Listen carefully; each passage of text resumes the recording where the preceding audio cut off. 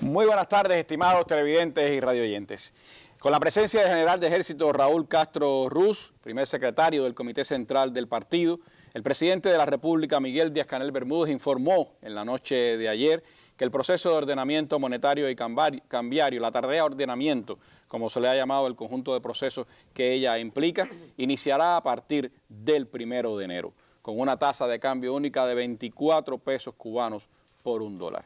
Un asunto sin dudas que está en el centro de la estrategia de desarrollo económico y social del país y un asunto al que desde hoy comenzamos a brindarle amplia cobertura en una serie de mesas redondas en la que estaremos hablando sobre este importante tema.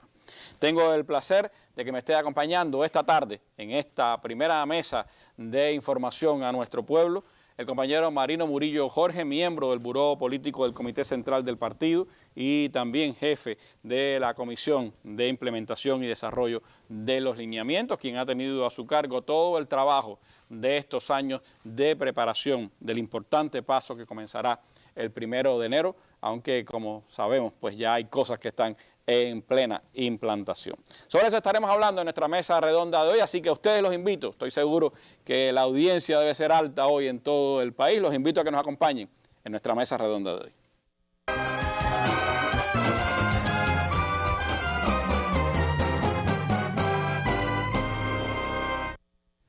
Bueno, antes de entrar en el tema de nuestra emisión de viernes, pues les propongo, como es habitual, ir a nuestra sección, la noticia del día.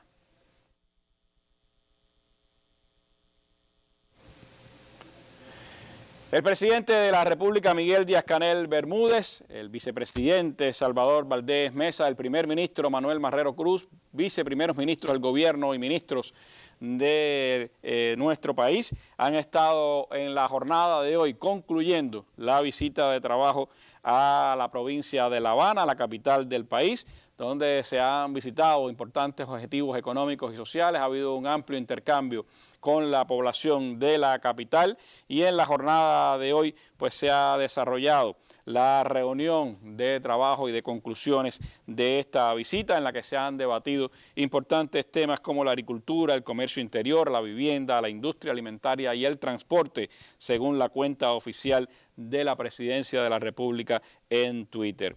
El jefe de Estado cubano en estas jornadas ha dialogado con la población de la capital sobre temas de alto impacto como son los programas de la vivienda y de la alimentación, y así también lo han hecho otros importantes dirigentes de nuestro Estado y gobierno en este recorrido de 2 días por La Habana, que da continuidad a todo el proceso de visitas gubernamentales a las provincias del país, reiniciado en octubre, después de un periodo de receso como resultado de la pandemia de la COVID-19. Resultado de estas reuniones, pues importantes acuerdos han sido adoptados y habrá seguro más información en el noticiero estelar de la televisión cubana, en otros espacios informativos de la radio, la televisión y los medios impresos y digitales de nuestro país. Así comenzamos nuestra mesa redonda de hoy. Hablemos entonces de la tarea de ordenamiento, cómo será su proceso de implantación, cuáles son los elementos más importantes que conlleva esta tarea hacia los próximos meses, cuáles son los asuntos de los que hoy podemos pues dar información y que estaremos viendo a profundidad en los próximos días. Los invito a que nos acompañen.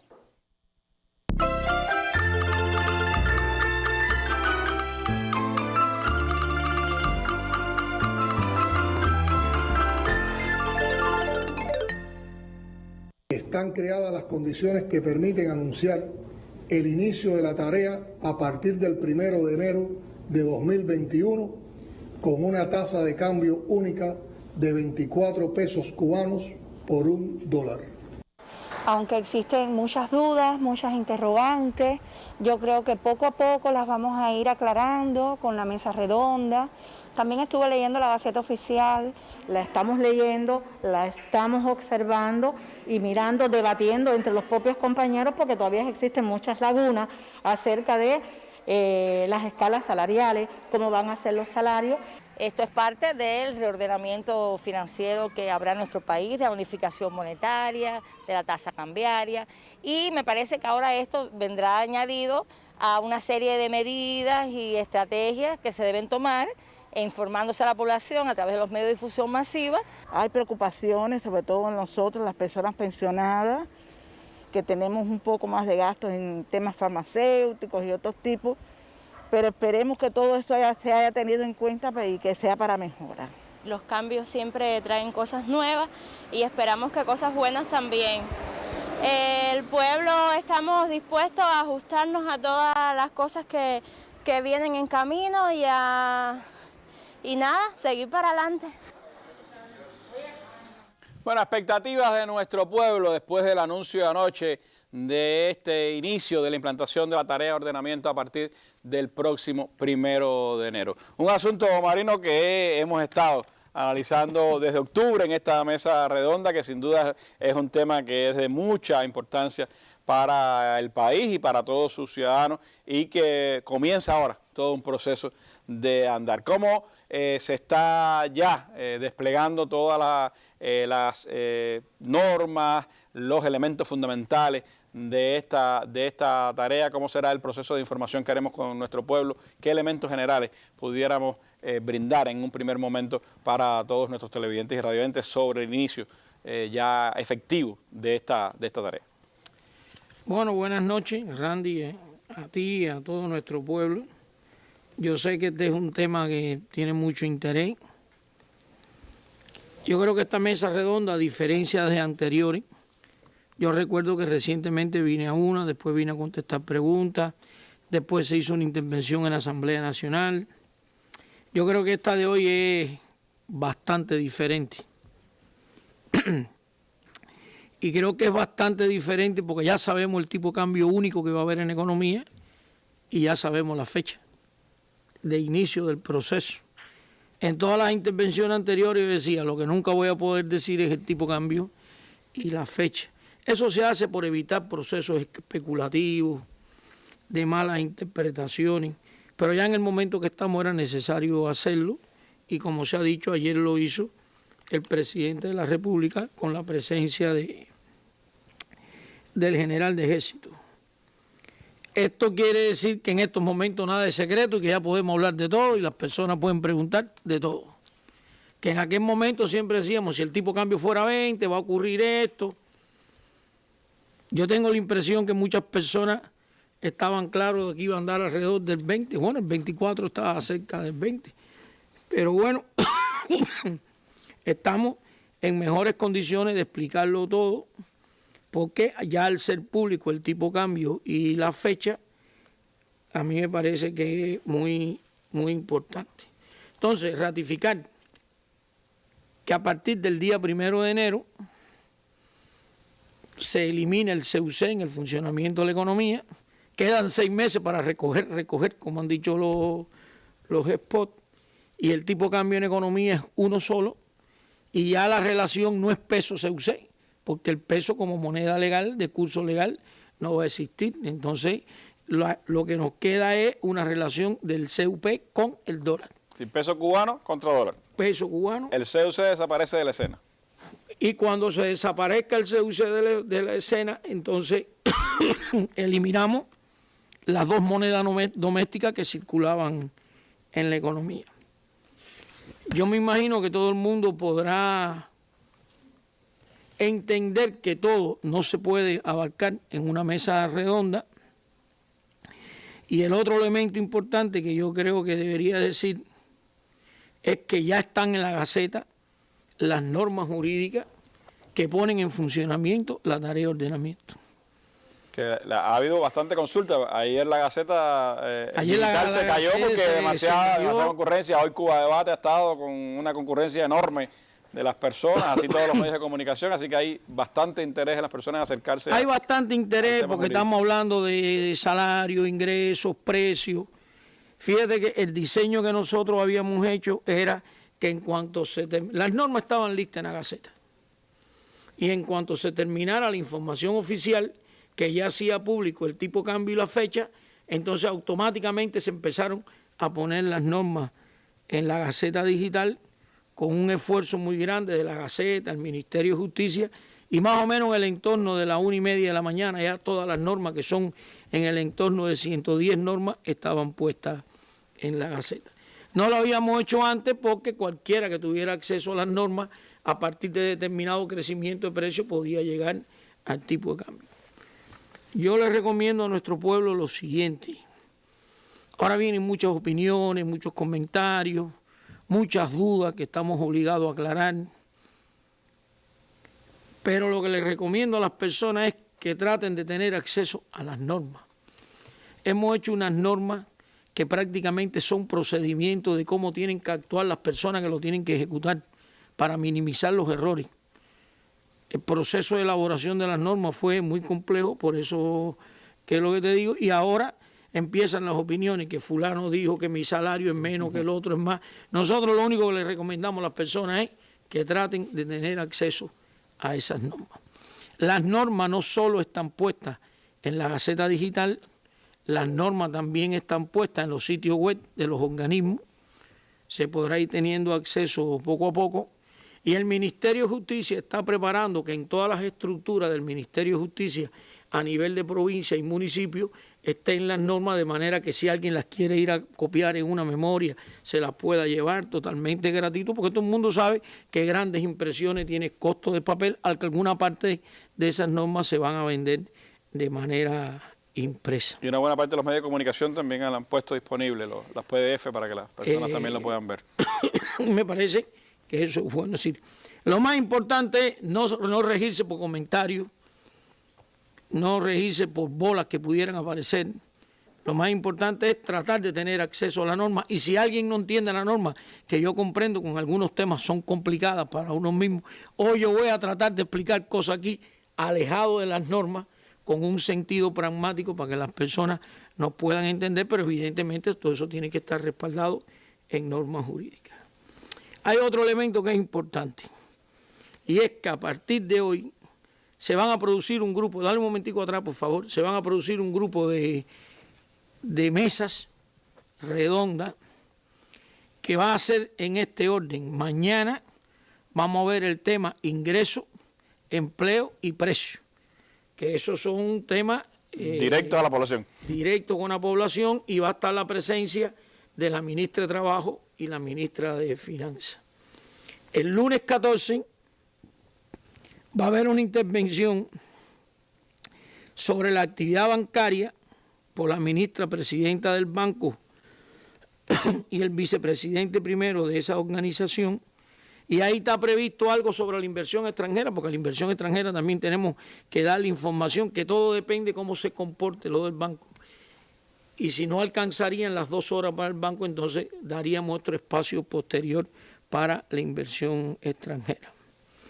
El día 15 de diciembre estaremos explicando aquí los efectos sobre el sistema empresarial y la actividad del comercio interior, que también es directo con la población. Y el 18 de diciembre se estará dando información sobre el presupuesto del 2021 en ambiente de ordenamiento, es decir, de evaluado. Aquí tengo que decir también que antes de esta fecha, el 18 de diciembre, una información siempre da el Ministerio de Finanzas y el Ministerio de Economía sobre el plan y el presupuesto del año que viene. Tenemos 16 y 17 Asamblea Nacional, por eso no habrá mesa, pero sí estaremos siguiendo la Asamblea. Entonces ya el 18 traeremos dudas, cosas sobre estos temas. Y están previstas varias mesas que tendríamos que ir organizando. Si hacen falta más de 2, se dan 2 sobre respuestas a planteamientos y preguntas de las personas. De todas formas, como vamos a dar una mesa hoy y otra mañana pudiéramos contestar algo de lo que se diga de aquí a mañana, para no hacerlo todo exactamente tan esquemático. Y de todo lo que se vaya viendo en las mesas, estaremos haciendo cobertura prácticamente en vivo en Cuba Debate. Tendremos al otro día en la mañana pues foro debate para que las personas puedan intercambiar también con los organismos, puedan tener más criterios, y nos sirven también como base para esas mesas que tendremos después de opiniones y preguntas de la población. Esto es más o menos la columna central de todo el proceso de información, complementando con lo que tú has dicho. Y yo ahora propondría ver algunos conceptos generales, una vez más, sobre el tema de la tarea de ordenamiento, mucho más en concreto, porque como ya te dije, el tipo de cambio es público. Mira, hacer una devaluación en cualquier lugar del mundo y quitar una moneda, eso no, técnicamente no es muy complicado. independientemente de que nosotros no tenemos experiencia de ese tipo, pero nosotros, como yo he explicado en otras ocasiones, hemos revisado lo que se ha hecho en el mundo sobre esos temas. El problema es hacer eso unido con una eliminación de subsidios excesivos y gratuidades indebidas y al mismo tiempo hacer una transformación de los ingresos. Y hacerlo en un país socialista como Cuba. Y hacerlo en un país socialista como Cuba, donde nos hace falta una transformación, un ajuste, una vocación al que el trabajo sea más eficiente, que las entidades sean más eficientes, pero por otro lado ratificamos que en las condiciones de Cuba nadie quedará desprotegido. Y ahí es donde empiezan las grandes complicaciones de esta tarea, que llevamos varios años trabajando en ella y que yo creo que estamos en condiciones de que quede bien. Entonces, vamos a ir entrando en un grupo de cosas que hay que decir. Queda una sola moneda de curso legal. Adelante, por favor, en la presentación. Queda una sola moneda de curso legal, que es el peso cubano, el llamado CUP. Todas las transacciones se expresarán en CUP, después me voy a referir a ese tema, y se garantizan los depósitos y efectivos en poder de la población a la tasa de cambio de 24. Recordemos que en los últimos tiempos, ¿qué nos ocurrió? Que se corrían informaciones de que la tasa de cambio iba a ser 16. Si yo tengo CUC iba a ser 16 y la vendo hoy es por 24, tengo que ir a soltar los CUC porque hoy es 16 y pierdo si viene 24, pero ahora como estamos diciendo que por 24, que es el tipo de cambio actual y se ratifica, las personas no pueden tener ningún desespero, los que tengan un nivel de CUC que lo quieran cambiar a peso cubano. Tendríamos la aplicación de una sola tasa de cambio, como dije, respecto al dólar. Y yo creo que nos han llegado también a nosotros un grupo de preguntas que me parece importante. Las personas han dicho, a mí me dijeron que iban a devaluar la moneda. Y se quedó por 24, se quedó igual. Y las personas tienen razón. Vamos a explicar ahora en el gráfico que viene exactamente qué es lo que va a ocurrir. Una vez más, recuerden que yo expliqué aquí que en economía cubana había dos circuitos monetarios muy vistos, se veían muy bien. Era el sector de las entidades que operaba por un tipo de cambio uno por uno y era el sector de las personas naturales que operaba con un tipo de cambio 1 por 24. En otros momentos no lo podíamos decir porque no habíamos dicho el tipo de cambio, pero sí en algún momento nosotros dijimos que de cara a las personas naturales ya el peso cubano en Cuba estaba devaluado, porque el tipo de cambio de cada década de 24 devaluó el peso. Eso es una realidad. Entonces, otra de las características que tiene este proceso en Cuba, que nosotros queremos resolver el problema de la dualidad cambiaria y la dualidad monetaria, pero la solución que se está dando es que se resuelve la dualidad cambiaria sin hacer otra devaluación en el sector de las personas. Entonces, en la próxima gráfica, adelante, miren qué interesante, lo único que estamos haciendo es que estamos quitando el 1 por 1 y la flecha azul indica que vamos a 1 por 24. Entonces, la solución a tener en la economía cubana un solo tipo de cambio ha sido devaluando el peso cubano contra el dólar en el sector de las entidades y dejándolo igual en el sector de la población. Es decir, el sector de la población no le estamos devaluando el peso cubano. En el sector de la población se queda 1 por 24. Lo que pasa es que los referentes que la población tiene es 1 por 24 CUC con peso. Y ahora aquí tenemos 1 por 24 el dólar por peso. Y tenemos 1 por 24 el dólar por peso también en el sector de las entidades. Es decir, a partir del 1 de enero, en Cuba habrá una sola moneda de curso legal y para ambos circuitos, el de las entidades y el de la población, será un solo tipo de cambio.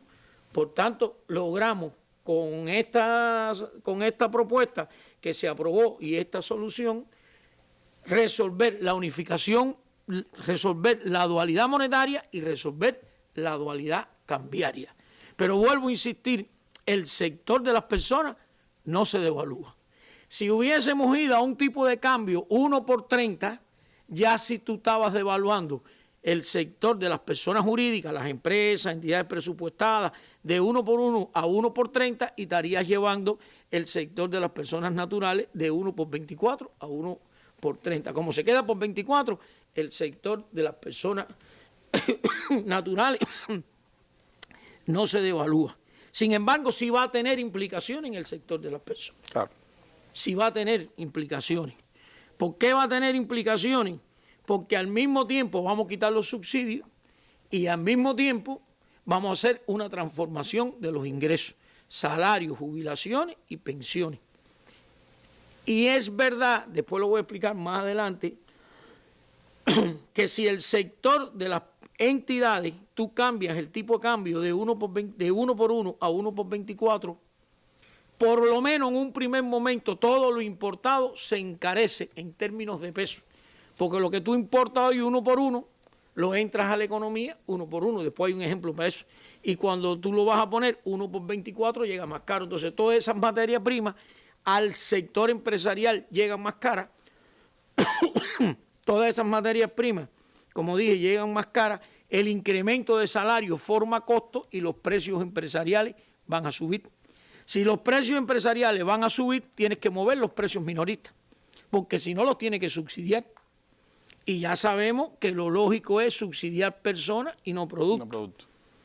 Y si los subsidios son millonarios, lo tiene que respaldar el presupuesto del Estado. Y si el déficit del presupuesto del Estado es muy grande y lo tienes que financiar, entonces se te aparecen desequilibrios macroeconómicos que tienen riesgo financiero, porque financiar el déficit significa tirar para la calle una cantidad de dinero que no lo generó la economía real. Entonces, la solución es, para no demorarnos, quitamos el CUC, ponemos el tipo de cambio de 24, ya todo el mundo tiene una sola moneda y un solo tipo de cambio, suben los precios empresariales como efecto de la devaluación y de la reforma de salario, suben los precios minoristas también, y para que las personas puedan asumir los nuevos precios minoristas, entonces hay que transformar el ingreso. Esa es la mecánica de todo este proceso. Entonces ustedes se podrán imaginar hacer todo esto el mismo día, que lo vamos a hacer, que lo vamos a hacer. Entonces, tengo un ejemplo ahora aquí en la presentación que se está poniendo, que en otras ocasiones también lo hemos visto. Sí. Yo puse estas mismas dos empresas exportadoras, puse una empresa exportadora, puse una empresa que no exporta, y puse un ejemplo del tipo cambio 1, y puse un ejemplo del tipo cambio 20, si fuera 20, todo ese trabajo me lo quito de arriba, porque ahora el tipo cambio va a ser 24, pero en las explicaciones anteriores, allí en la empresa que no exporta, que del lado de los ingresos tiene 12, ahí poníamos un signo de interrogación. Porque si poníamos ahí un número, se podía, matemáticamente, hacer una ingeniería inversa y llegar al tipo cambio. Y ahora, como he dicho, tenemos la felicidad de poderlo decir todo. ¿Qué va a ocurrir entonces en el sistema empresarial? Porque recuerden que estamos devaluando las entidades. Primero, si una empresa exporta, como ya el tipo de cambio es 24, va a recibir 24 pesos. Ratifico que los exportadores tendrán muchos pesos y serán empresas con grandes utilidades. Los gobiernos en el mundo devalúan, Randy, buscando competitividad. Exacto. Y en el caso nuestro, lo más importante es un estímulo a los exportadores. Entonces, nosotros hemos estudiado organizaciones empresariales, exportadoras, que hoy prácticamente andan en un nivel de ingresos y gastos rozando la pérdida, y cuando tú devalúas, entonces tienen montos importantes de utilidades. Entonces, la primera empresa es exportadora y tiene 24 pesos de ingresos cada vez que exporta. Pero cuando tú devalúas, tú no devalúas en un solo sentido, tú devalúas en los dos. Si cuando exporta te dan 24 pesos, cuando importa también te cuesta 24. Por tanto, el secreto de un exportador es tratar de exportar mucho y de importar menos, que es exactamente lo que se está aspirando en la estrategia económica que se ha diseñado. Es decir, esta medida, que siempre se dijo que era la primera medida dentro de la estrategia económica, viene desde el punto de vista económico-financiero a apoyar la estrategia. Este es un estímulo al que exporta, y este es un desestímulo a las importaciones. Que ahí incluye el turismo como sector económico fundamental del país. Vamos a suponer que la empresa exportadora que estamos hablando aquí es una empresa del turismo. Si exporta, recibe 24 pesos. Si importa, le cuesta 24 pesos. Pero al lado tiene una empresa de la economía nacional. Que esa empresa de la economía nacional, si importa, le cuesta 24 pesos. Pero fíjate que del lado de los ingresos le pusimos 12. A estas empresas de la economía nacional, el cálculo que está hecho y el diseño de la formación de precios mayoristas, y esto es extremadamente importante, es que los precios empresariales en Cuba crezcan aproximadamente 12 veces. Entonces, muy sencillo, si el tipo de cambio sube 24 y los precios empresariales suben 12 veces, ese es el mejor beneficio. Porque a esa empresa del turismo va a recibir de la empresa de la economía un precio que tiene un tipo de cambio implícito de 12. Sin embargo, lo que él importa le cuesta 24. Entonces, evidentemente, digo turismo porque fue la empresa que cogimos de ejemplo exportadora. Fíjate, si él pudiera exportar, recibe 24. Y si consume productos nacionales, le cuesta 12, dicho en buen cubano. Que me disculpen grandes académicos, pero lo que estoy haciendo la cuenta para que todos lo podamos entender. Ahora, y eso es lo que estamos diseñando. Si los precios, si el tipo de cambio sube 24 veces y los precios empresariales suben 12, ese crecimiento de los precios empresariales en el entorno del 50% del nuevo tipo de cambio es la primera medida antiinflacionaria en la economía cubana. Importante. Porque estamos tratando, y es el diseño, además lo vamos a lograr, los empresarios están imbuidos en eso, va a ocurrir que al subir los precios empresariales menos que el tipo de cambio, entonces cuando tú formes un precio minorista, no tiene que ser tan alto y serían menos los subsidios. Es decir, el control de la inflación empieza en el diseño de los precios mayoristas. El Estado no traslada ese incremento directamente a los precios minoristas. Y eso le va a exigir al sistema empresarial trabajar con mucha más eficiencia. Cualquier devaluación que tú haces buscando competitividad, quiero decir que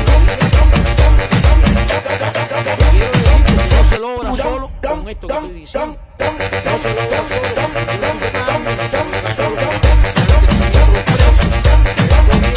También tiene que darle facultad al sistema empresarial. Si lo deja rígido, no tiene capacidad de reacción. ¿Qué es lo que se ha venido haciendo en estos últimos 2 años? Seguir ampliando las posibilidades. Esto es lo que se viene haciendo. Por eso vamos a dejar una mesa redonda solo para explicar el efecto y las ventajas de la devaluación en el sistema empresarial.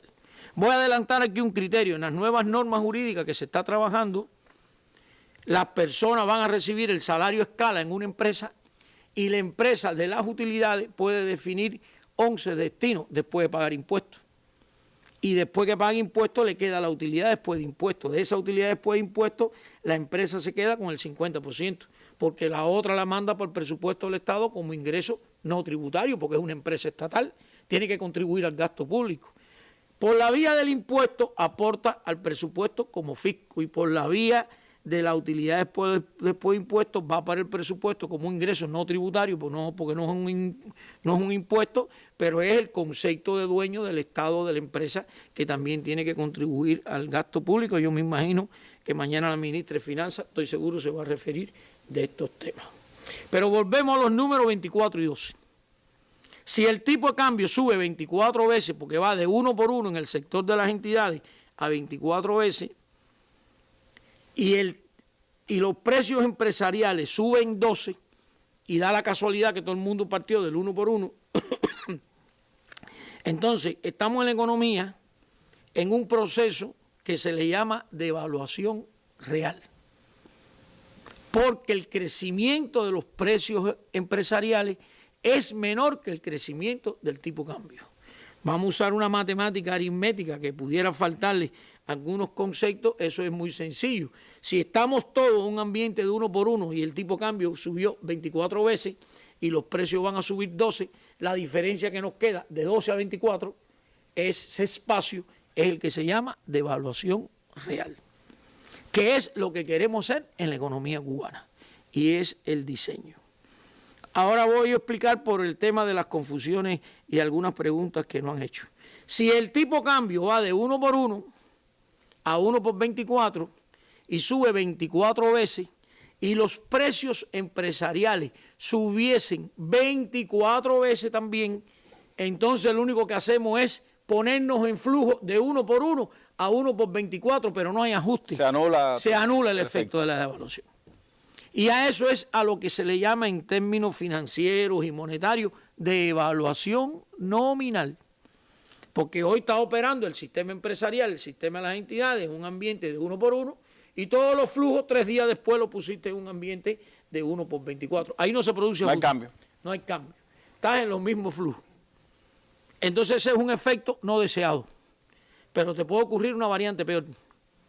La variante peor que te puede ocurrir es que si el tipo de cambio va de 1 por 1 a 1 por 24, siempre en la misma variante, y los precios suben de 1 por 24 a 1 por 30, entonces no hay devaluación, lo que hay es una apreciación de la moneda. Y ese sí es un efecto totalmente negativo de lo que queremos hacer. Entonces, para nosotros es importante, porque nos están oyendo también empresarios, todo esto hemos capacitado a los empresarios, todo el mundo sabe lo que tiene que hacer. Muchos compañeros nos han dicho, es que la teoría de la media de la clase, que una vez hablamos aquí, también pone rígido las empresas. Y yo creo que las cosas hay que verlas en el tiempo. Para Cuba es importante en el primer año controlar la inflación que por sí y de manera natural implica la devaluación de la moneda. Un proceso como este, claro. Después todo eso lo pudiéramos ir liberando en la medida que la economía reaccione. Porque siempre hemos dicho que, bueno, uno oye a las personas, lo que aquí se dijo, esperamos que todo sea para bueno, todos queremos que sea para bueno, pero hay que generar riqueza. Y el trabajo tiene que ser más eficiente.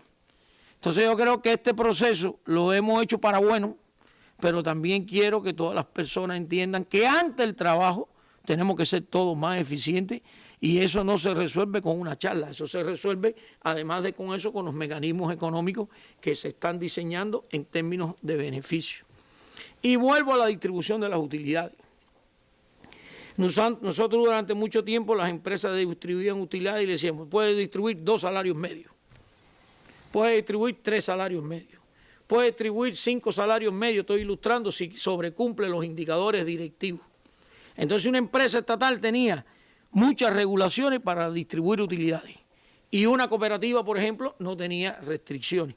Y ahí volvemos a la teoría de que todos los actores económicos tienen que estar en igualdad de condiciones. Ahora que estamos diciendo junto con esta medida, porque yo lo que creo es que hay que verlo integralmente, esa empresa exportadora que cuando exporte por 24 y si logra comprar por 12 va a tener muchas utilidades, junto con eso le estamos diciendo no hay límite para la distribución de las utilidades de los trabajadores. Las utilidades lo que hay que crearlas y después que usted las crea, las reparte. Entonces no hay límite. Si la utilidad que usted tiene da para 3 salarios medios, 3 salarios medios. Si la utilidad da para 4 salarios medios, 4 salarios medios. ¿Por qué limitar la distribución de las utilidades? Hay que ver la tarea de ordenamiento en ese contexto y no en el sencillo contexto de que quitamos el CUP, el CUC, pusimos un tipo de cambio nuevo. Esto está hecho para que el sistema empresarial reaccione. Y hay preocupaciones. Hay personas que me han dicho, bueno, pero si hay utilidades, empresas que tienen muchas utilidades y otras tienen menos utilidades, habrá trabajadores que ganarán más en un lugar y menos en otro. Ganarán más en un lugar y menos en otro. Como hay campesinos que ganan más y campesinos que ganan menos. Nosotros no podemos pensar en tener una sociedad exactamente igualitaria y casi eso es uno de los objetivos que tenemos. Y que todo funcione. Usted está en una empresa que es capaz de repartir 5 salarios medios de las utilidades, perfecto.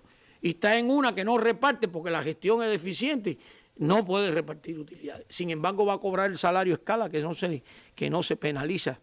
Entonces, tenemos que ir trabajando en bonificaciones al sistema empresarial que estimule. Yo sigo diciendo, una devaluación es un ajuste. Y el principal ajuste en Cuba es llamar a ser más eficiente ante el trabajo. Esa es la idea central. Sobre las normas jurídicas, como ya dije, eran los aspectos generales que quería enfocar, para después ir cayendo en cosas más concretas del salario, los precios, que no se preocupen las personas que vamos a llegar allá de alguna manera. Insistir en el tema de las 110 normas jurídicas en versión digital, están en la Gaceta. De esas 110 normas jurídicas hay un decreto ley 17, la próxima presentación, por favor, que es una norma jurídica tipo sombrilla que ampara todo el proceso. Todo el resto. Todo el resto del proceso, y son 110 normas, las demás son complementarias a esa gran política que se define arriba. Ahora, ese decreto ley contiene la fecha de inicio, que ya se dijo que era el 1 de enero, tiene los plazos de retirada del CUC, hemos hablado de los 6 meses, se recoge, de aquella manera que explicamos, tiene el establecimiento de una sola tasa de cambio única para toda la economía y tiene la determinación y publicación de la tasa de cambio por el Banco Central, que es lo que he explicado. Las tasas de cambio en el mundo, hay tipo de cambio fijo, hay tipo de cambio variable. La otra gran pregunta es cómo definir un tipo de cambio. Hay países que hacen una canasta de moneda con los países con los cuales tienen más vínculos de comercio exterior, es decir, el valor de las monedas de esos países, y definen el tipo de cambio. Y hay otros que van haciendo tipo de cambio variable en determinado. Yo creo que ese es el futuro. Si nosotros arrancamos con este tipo de cambio y lo dejamos estático, entonces ese proceso nos pudiera llevar entonces a seguir conduciendo la economía administrativamente en un freno. Y se convertiría en un freno. Es decir, el camino es ir logrando que el tipo de cambio haga las monedas convertibles y que el sistema empresarial, si es 24, con 24 pesos, de verdad tenga acceso. Eso lo voy a explicar después, el día que vengamos a hablar de las empresas, con 24 pesos tener acceso $1. Entonces, lo que sí en este primer momento empieza con ese cambio estático. En el primer momento empezamos con ese cambio, entre otras cosas por los riesgos inflacionarios que tiene en las condiciones de la economía cubana. Y vuelvo a recordar el 12 y el 24. Si tenemos 12 y 24 tipo cambio y los precios empresariales son 12, evidentemente entre 12 y 24 tenemos un espacio para hacer cosas. Pudieran subir los precios empresariales en vez de 12 veces 18 y te queda un espacio. Pero si los precios empresariales suben más del ritmo del tipo cambio, entonces toca a las personas naturales, porque toca a todos los precios minoristas, y en estos procesos hay que ser muy cuidadosos, porque una inflación en espiral después es muy difícil, la vida ha demostrado, de controlar. Bueno, para eso, por supuesto, es clave, un elemento que hoy ha sido de los más comentados, Marino, es el tema de los ingresos. Yo le propongo hacer un breve alto y entonces regresar para hablar sobre este importante tema. Le canto a Cuba querida, la tierra de mis amores. Por eso canto a las flores y a la mañana que inspira. Le canto a Cuba querida, la tierra de mis amores. Por eso canto a las flores y a la mañana que inspira.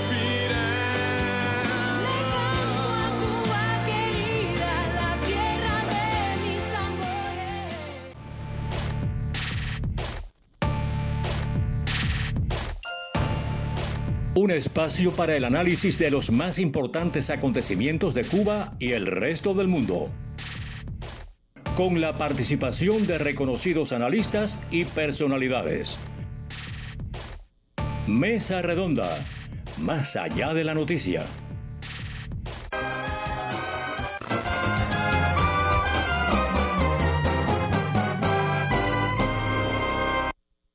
Bueno, la Gaceta más descargada, el tema más comentado del día de hoy, sin duda, es el tema de los ingresos, salarios, jubilaciones, temas de asistencia social, todo de alguna manera u otra ha sido lo más seguido, por supuesto, de las noticias del día de hoy. ¿Cómo transforma, Marino, esta tarea de ordenamiento de los ingresos de la población? ¿Qué es lo que va a ocurrir a partir del 1 de enero? Aunque esto tiene efectos retroactivos, es la única medida que tiene efectos retroactivos, ¿no?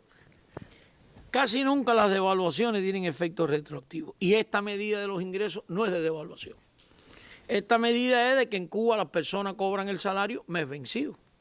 Y entonces la devaluación de la moneda empieza el 1 de enero y vamos a hacer el incremento de salario sobre el mes de diciembre que las personas cobran en los primeros días de enero. Vamos a transitar por una vía aquí donde yo pretendo llegar a una conclusión y ver si se puede entender bien. Y es que no es correcto hablar de ingresos, precio y no hacer una relación de las dos cosas. Yo creo que es importante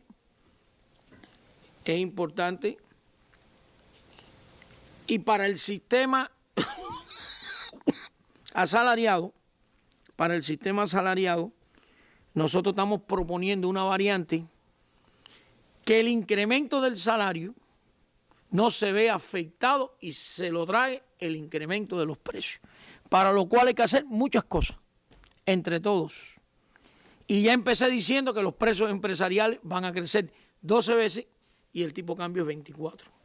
Nosotros no podemos permitir que una empresa nos ponga precios especulativos queriendo tener ganancias para repartir más entre los trabajadores. Ponga el precio que le corresponda. Estoy hablando como promedio 12, no piense nadie que hemos dicho todo el mundo eso no es así. Eso ha tenido porque eso beneficiaría a un colectivo, pero afectaría al resto. Ahora, en términos de ingresos,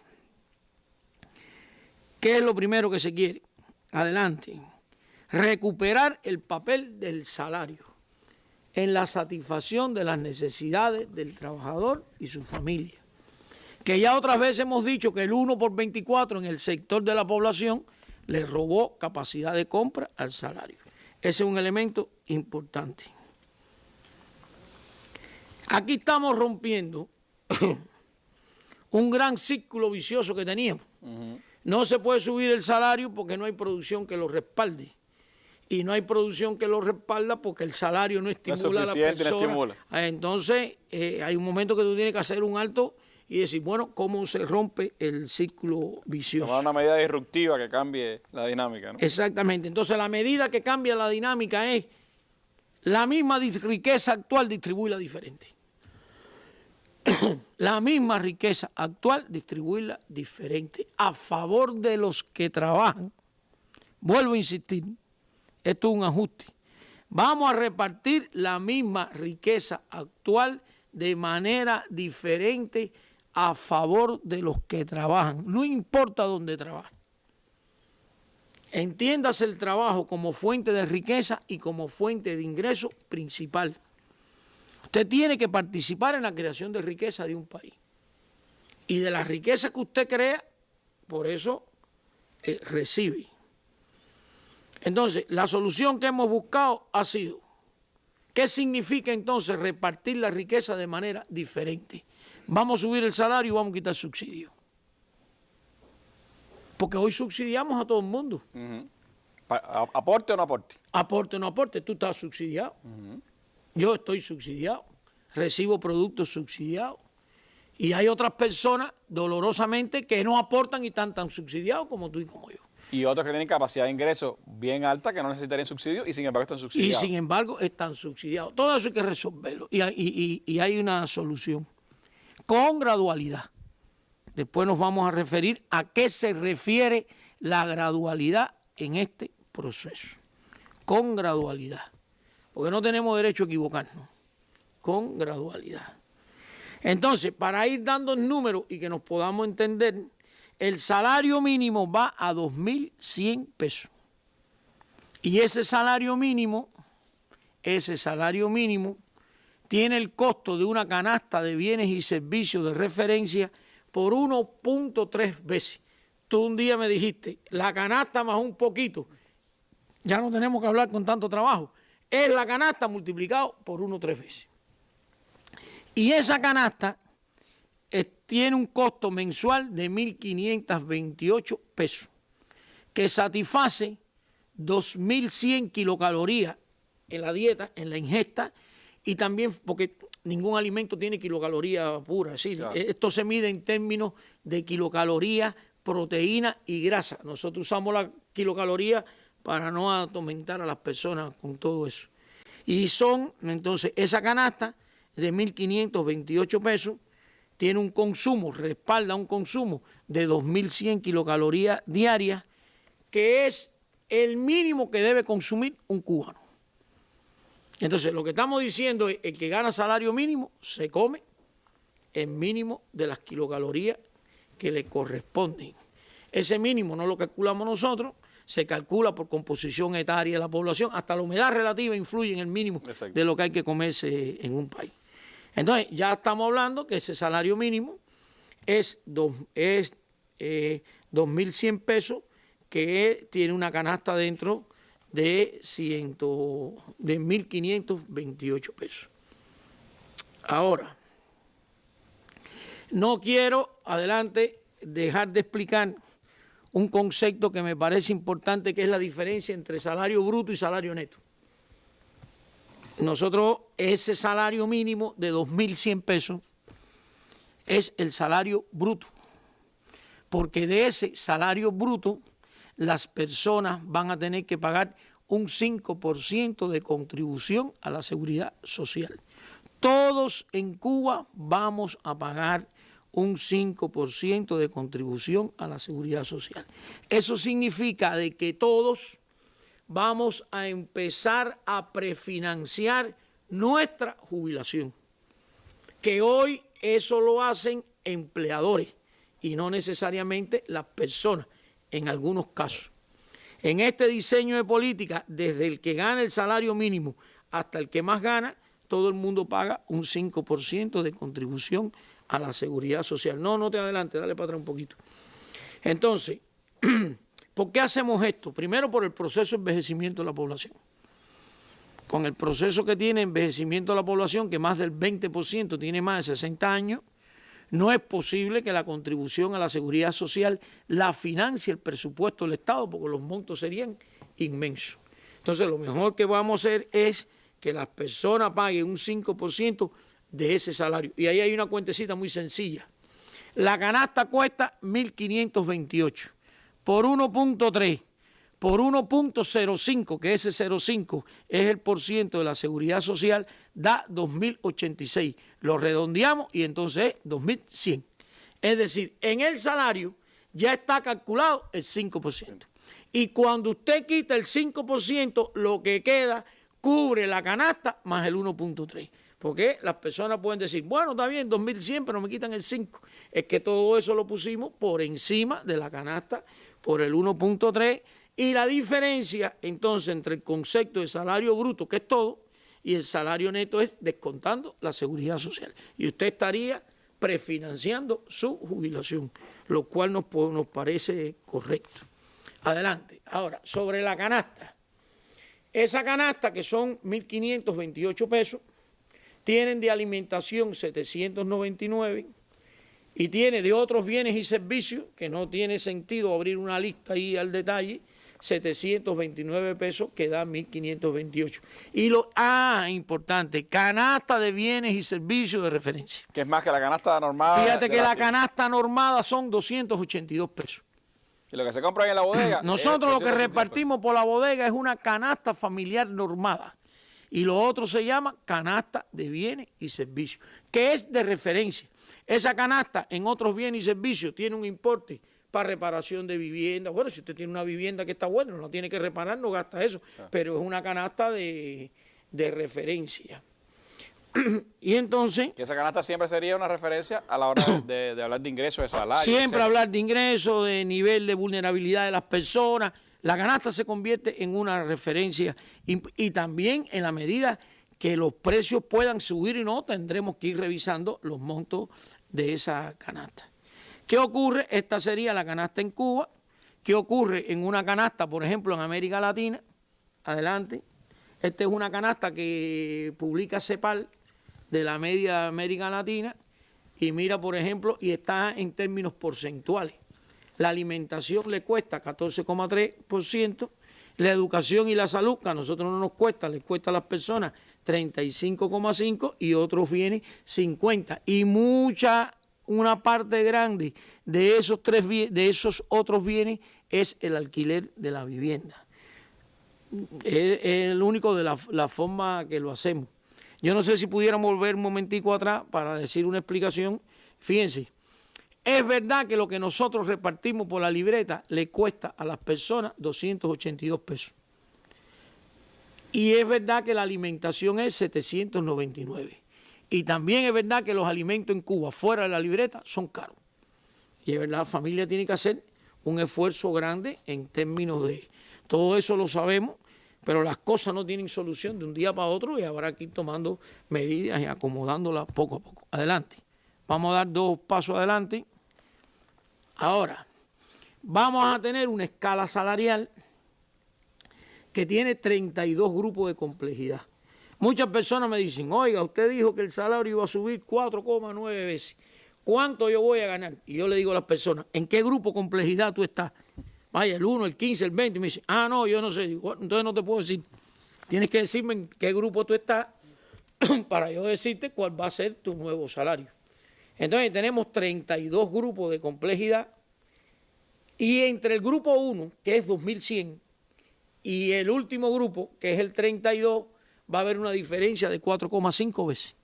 Eso también está asociado a los primeros pasos de lograr resolver el problema de la pirámide invertida. Ordenar la pirámide un poco. Ordenar la pirámide. El que más aporta es el que más gana.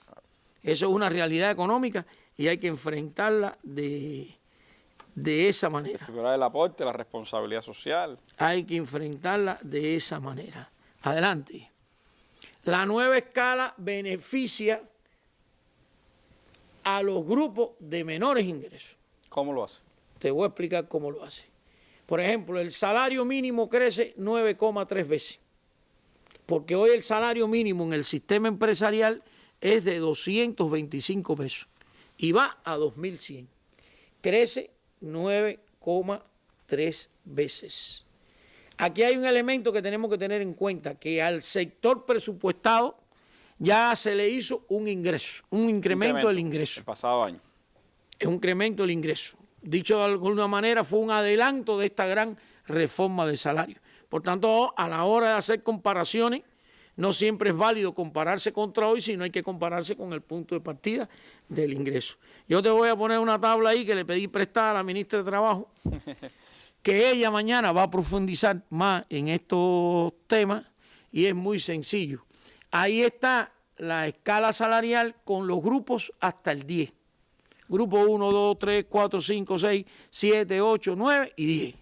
Entonces, vamos a empezar por el sector empresarial. El salario mínimo en el sector empresarial, estoy hablando del salario escala.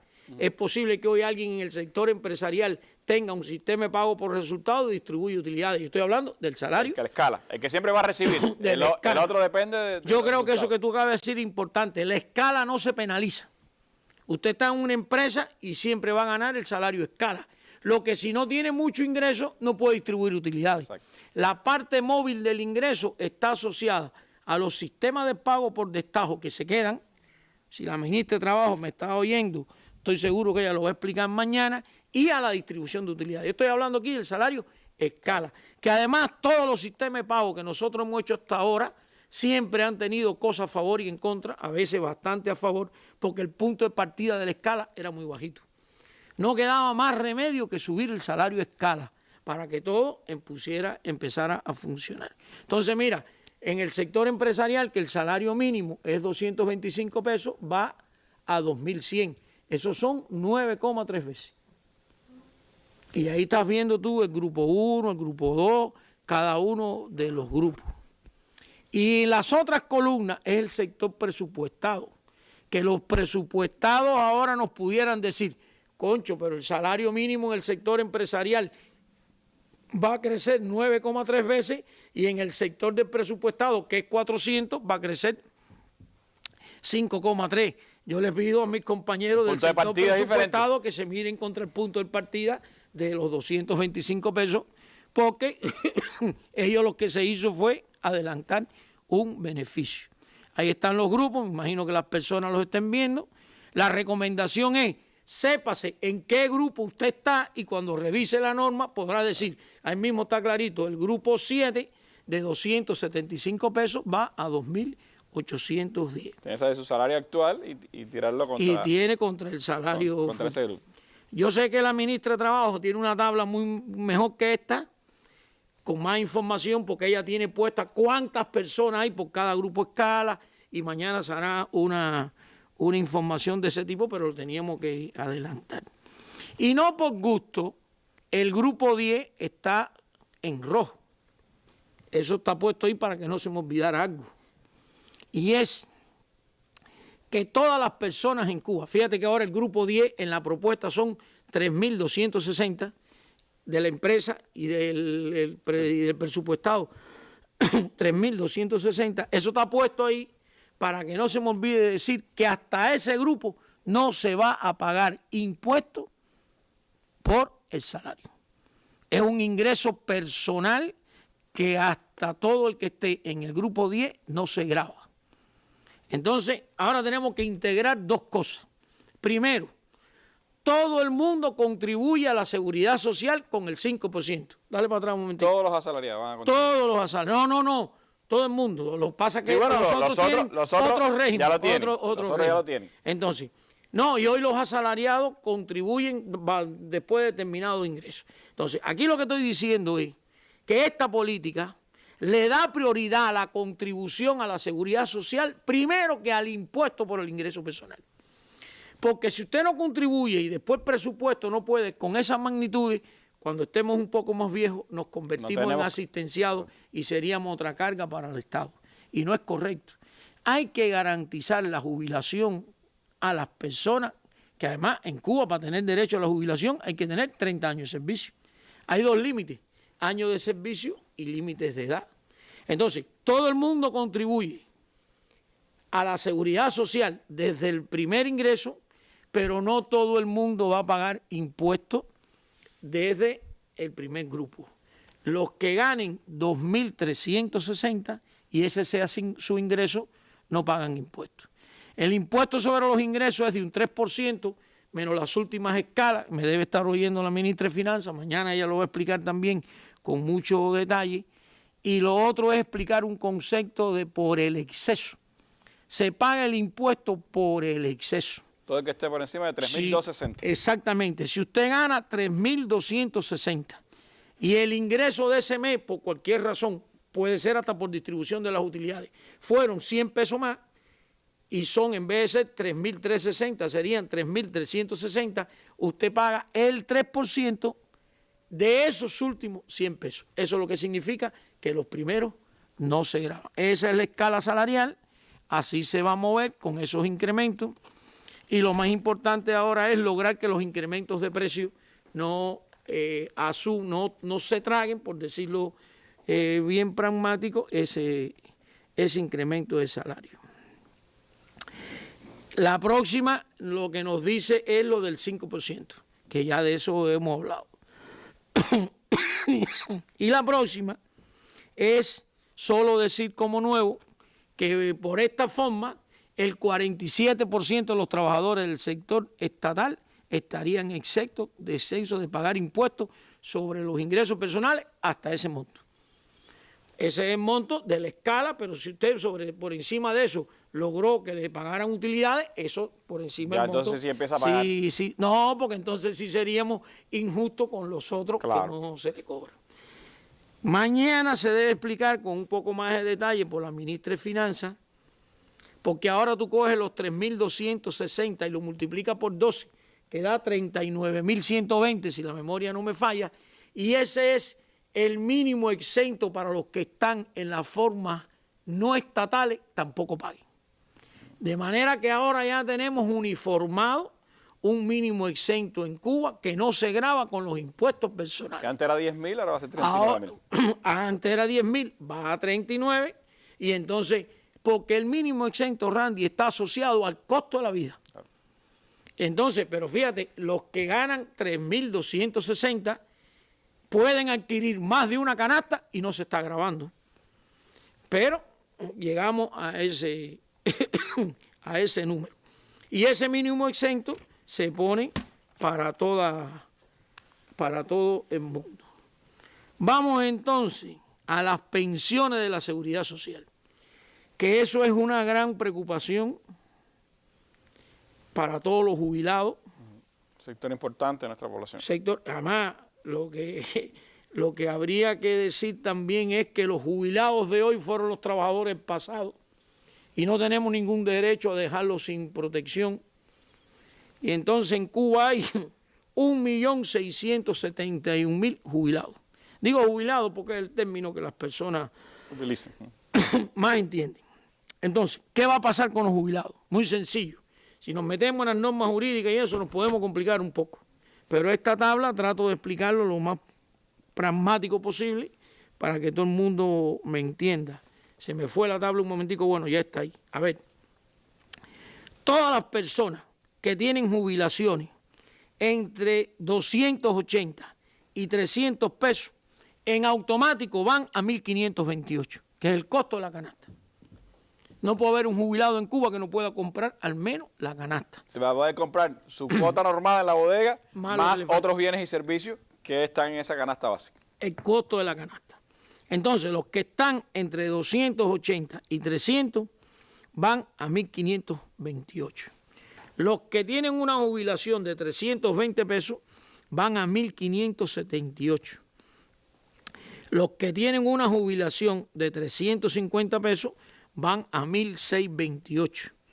Y ahí está la escala. Y a partir de 501, todos van a recibir el actual más un costo de la canasta.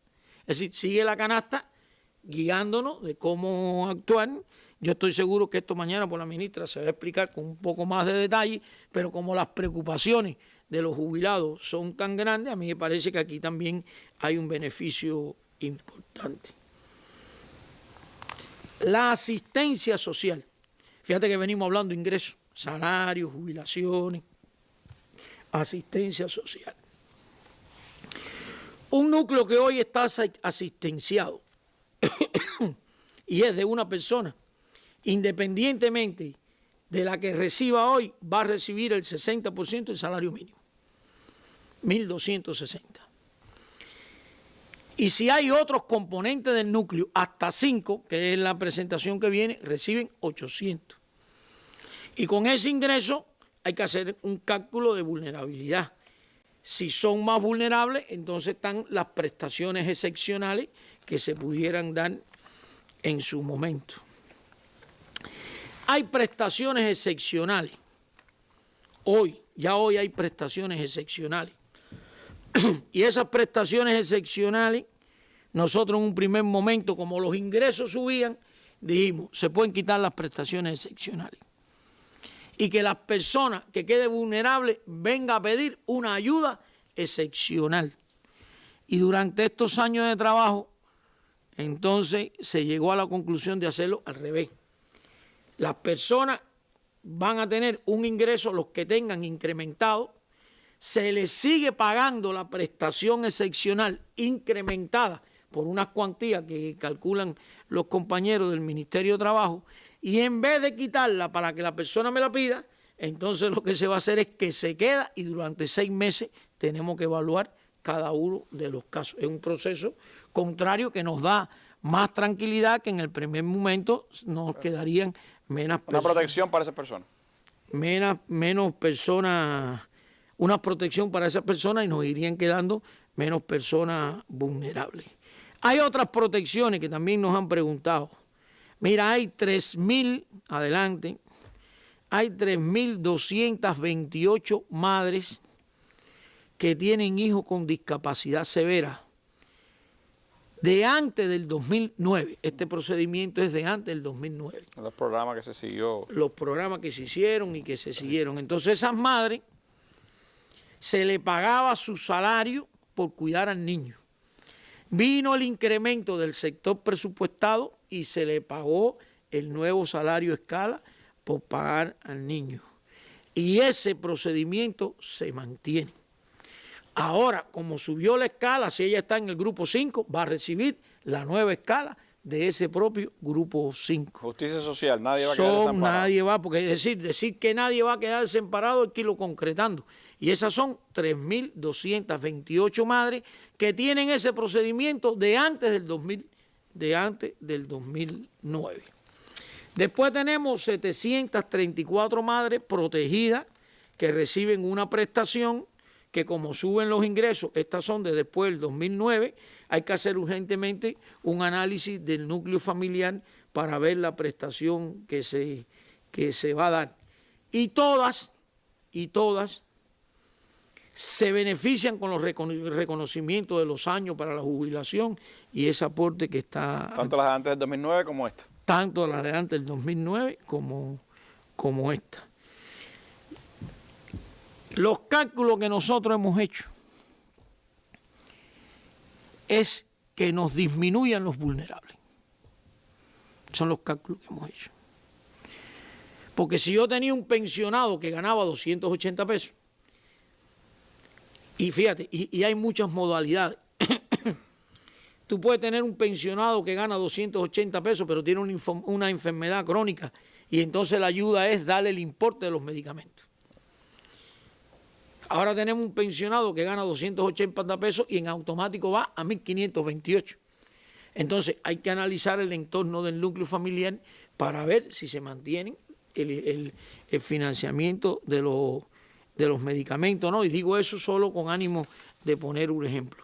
Pero como el ingreso sube, el cálculo que tenemos hecho es que los vulnerables vayan a disminuir. Pero no hay quien haga un cálculo macro de la sociedad y tenga una total puntería que lo acierte todo. Entonces eso, que es lo que está ahora proyectándose, tiene otro enfoque. Se están reforzando los mecanismos para el otorgamiento de prestaciones con plazos de tiempo que no pueden exceder 72 horas. Y muchas decisiones que antes se tomaban a niveles más altos de dirección, en este caso lo estamos descentralizando a nivel de las direcciones de trabajo municipal, que es una estructura de gobierno en el municipio. Nadie conoce más a su población que el propio municipio. Entonces, ¿quién podrá tomar una decisión centralmente, decir este es vulnerable, este no es vulnerable? Entonces, eso se está bajando a ese nivel. Y también quiero decir, para ser honesto, esto no es un saco que no tiene fondo. Nosotros tenemos calculado en el presupuesto del año que viene en el entorno de 700 millones para atender los nuevos vulnerables. No quiero trasladarle a la población que es para todo el que levante la mano. No puede ser.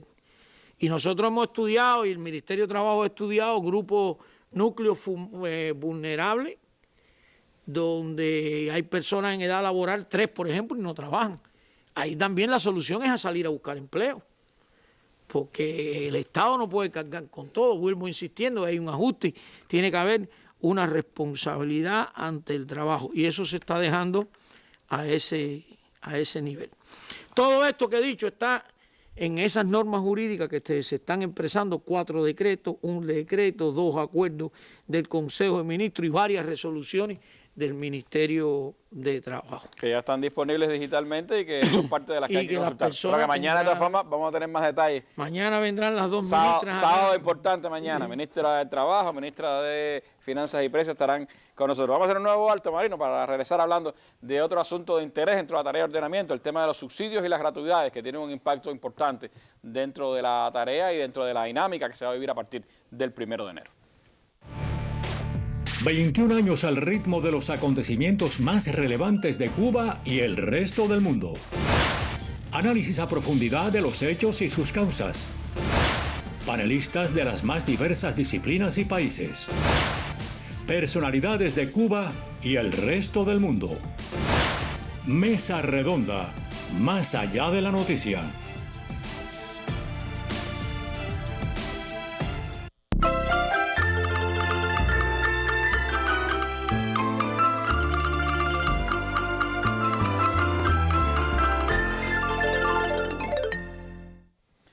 Bueno, Bueno, la eliminación de subsidios y gratuidades indebidas es uno de los 4 componentes esenciales de la tarea de ordenamiento.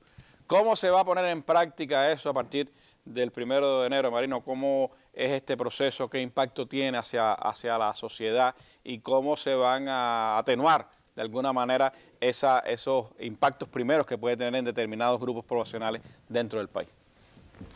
Bueno, en honor a la verdad, nosotros hicimos un intento de eliminar los subsidios y gratuidades todos del primer día.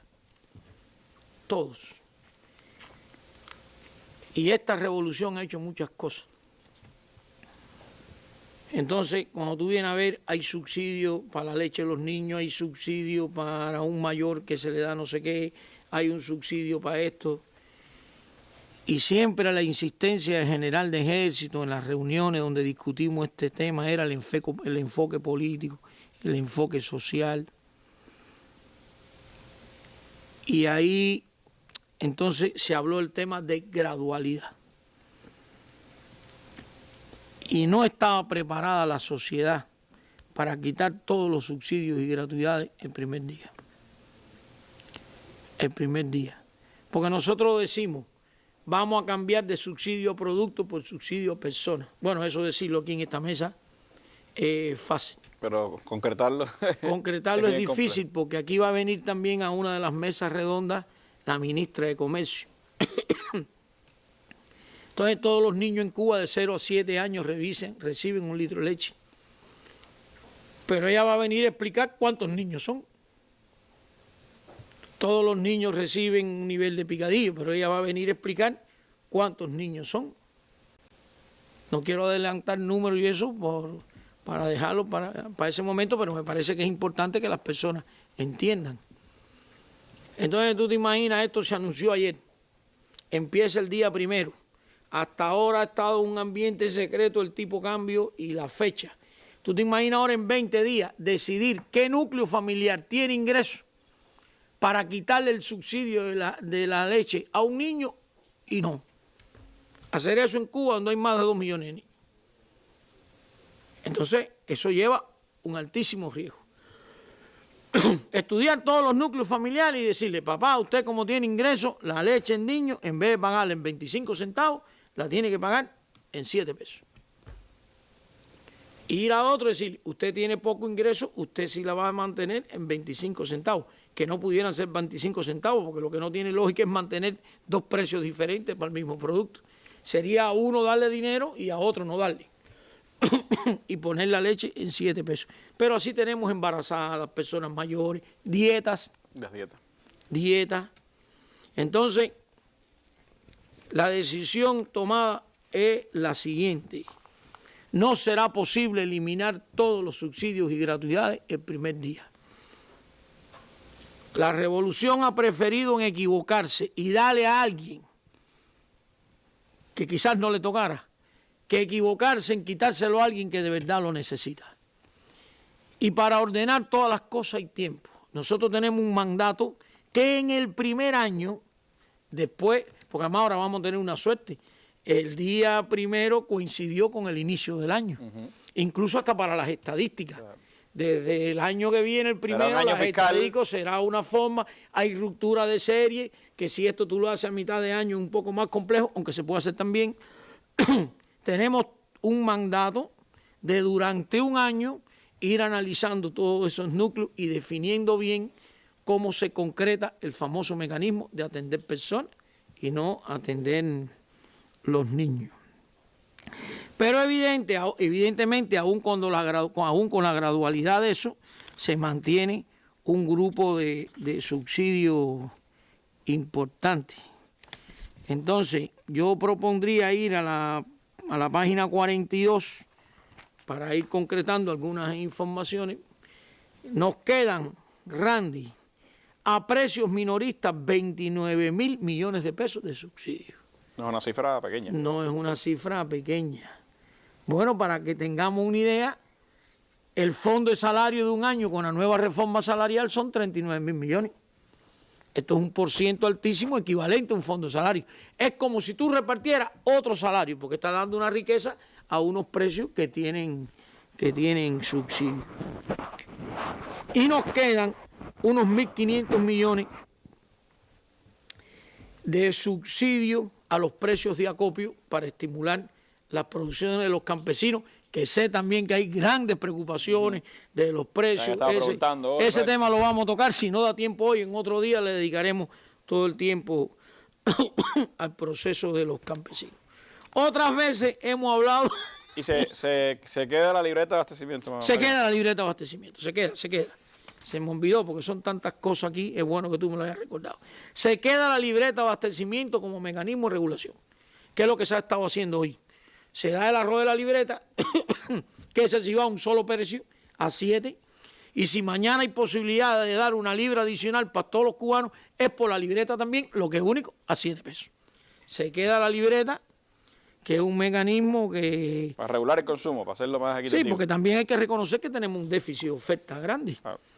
Entonces, ahí están los 29.000 millones, y yo te pido entonces, vamos a ver los 29.000 millones por concepto. Producto de entregas específicas a niños de 0 a 6 años, son 3.609 millones. ¿Por qué digo entregas específicas? Porque al arroz para todo el mundo se le quita el subsidio. Ese va de 25 centavos a 7 pesos la libra. Pero la leche se queda igualito que hoy. Una persona me dijo, oye, a la leche no le van a subir nada. Y vuelvo a insistir, tenemos un año para revisar qué núcleo familiar puede pagar la leche a los nuevos precios o no. Las dietas a embarazadas y fórmula basal se queda también subsidiada, 252 millones. Esto pasa también por la política de las tendencias demográficas, el estímulo de los nacimientos. Leche y carne de res para el resto de las dietas, 2.337 millones. Transportación aérea, 359 millones. Medicamentos, 2.223 millones. Y esto van a ser también muchas opiniones. Las personas mayores están preguntando. Entonces, ¿qué medicamento se queda subsidiado y qué medicamento se queda sin subsidio? Los medicamentos asociados a enfermedades crónicas. Los tarjetones. Los tarjetones más un pedacito. Los tarjetones más un pedacito. Los tarjetones están más un pedazo. ¿Qué cosa es la enfermedad crónica? O sea, si me equivoco, algún médico que me disculpe, ¿no? Es la que la persona tiene que tomar el medicamento por vida. Los diabéticos, por ejemplo, tienen que tomar de por vida. Entonces, imagínate tú te subimos el salario, disparamos los medicamentos que tienen un componente en divisa importado, que pudieran, entonces esos medicamentos se quedan subsidiados. Hay otros medicamentos, por ejemplo, como los antibióticos, que son muy vinculados a una enfermedad temporal en un periodo de tiempo, que el tratamiento es de una semana, ese sí no tiene subsidio. Y ahí hay precios que van a subir. Y aquí tenemos el gran tema de la energía eléctrica para el sector residencial. Pero tiene subsidio, porque hoy está uno de los grandes debates, hoy es el precio nuevo que va a tener la electricidad, ¿cómo es? Me alegra que tú me digas eso, porque tengo que decir, hay cosas que mantienen subsidio total y hay cosas que mantienen subsidio parcial. Y este es el caso. La energía eléctrica hay que entender que tiene un componente importado muy alto. Y todo lo importado se multiplica por el nuevo tipo de cambio. Entonces, el costo de la energía eléctrica, de 1 kilowatt de la energía eléctrica en Cuba, va a subir.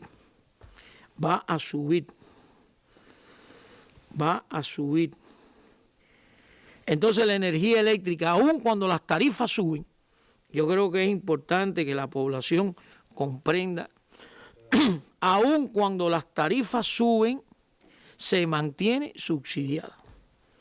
Fíjate. Una cifra alta, 17.000 millones. Bueno, es muy sencillo. Ahora te voy a dar varias explicaciones. Que ahí tengo una tabla para la cosa de la electricidad que vamos a ver cómo la podemos explicar. Números redondos, aquí estamos hablando de 30.000 millones de subsidios. Y yo dije 30.000 millones de subsidios es esa magnitud que está ahí. Ahora, de esos 30.000 millones, 17.878 son de electricidad. Más de la mitad. Más de la mitad. Ese es un primer análisis. La electricidad es más del 50% de los subsidios al consumo que se mantienen en Cuba. Pero también tenemos que hacer otro análisis. ¿Qué significa que la electricidad tiene 17.878 millones de pesos de subsidio? ¿Eso qué significa?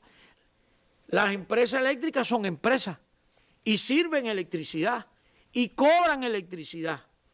Entonces, lo que yo no te cobro a ti por la tarifa, se lo tengo que cobrar a alguien, porque si no la empresa se vira a pérdida. Y la decisión de subsidiar la electricidad no es de la empresa, es del gobierno.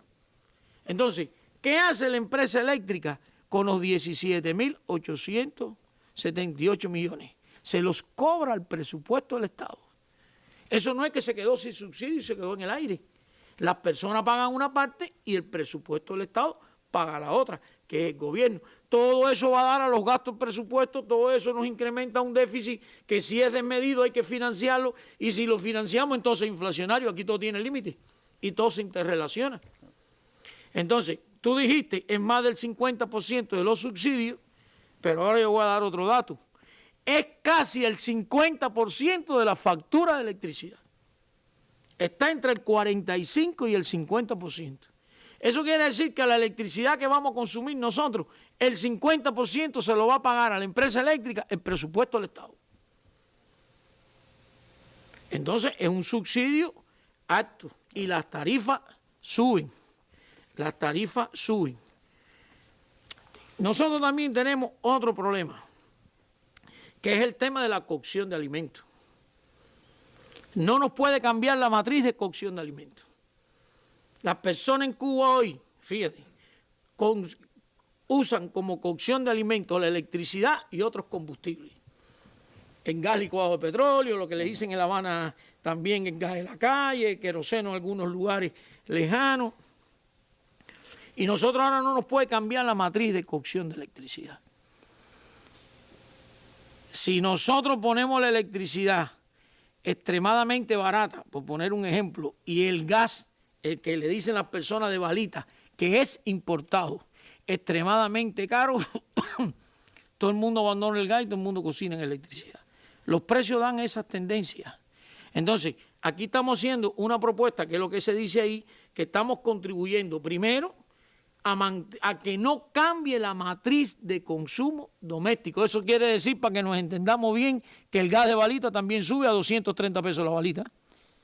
Porque si sube la tarifa de electricidad y no sube el gas de balita, todo el mundo te va a demandar gas por la libre. Y entonces hoy el gas de balita tiene 7 pesos, 9 pesos, no me acuerdo bien, 105 pesos, no sé cuánto, todo va a un solo precio. Y eso debe mantener la matriz. Y también nos debe llevar a una tendencia de las que las personas, en la medida que el país pueda, usen más las fuentes renovables de energía. Estoy hablando de calentadores solares. Yo sé que las personas van a decir, pero eso no lo venden en ningún lado, pero se va a autorizar importar y en la medida que la economía se recupere, ese tipo de cosas se van a empezar a hacer. Entonces, hoy un kilowatt de electricidad cuesta 25 centavos CUP.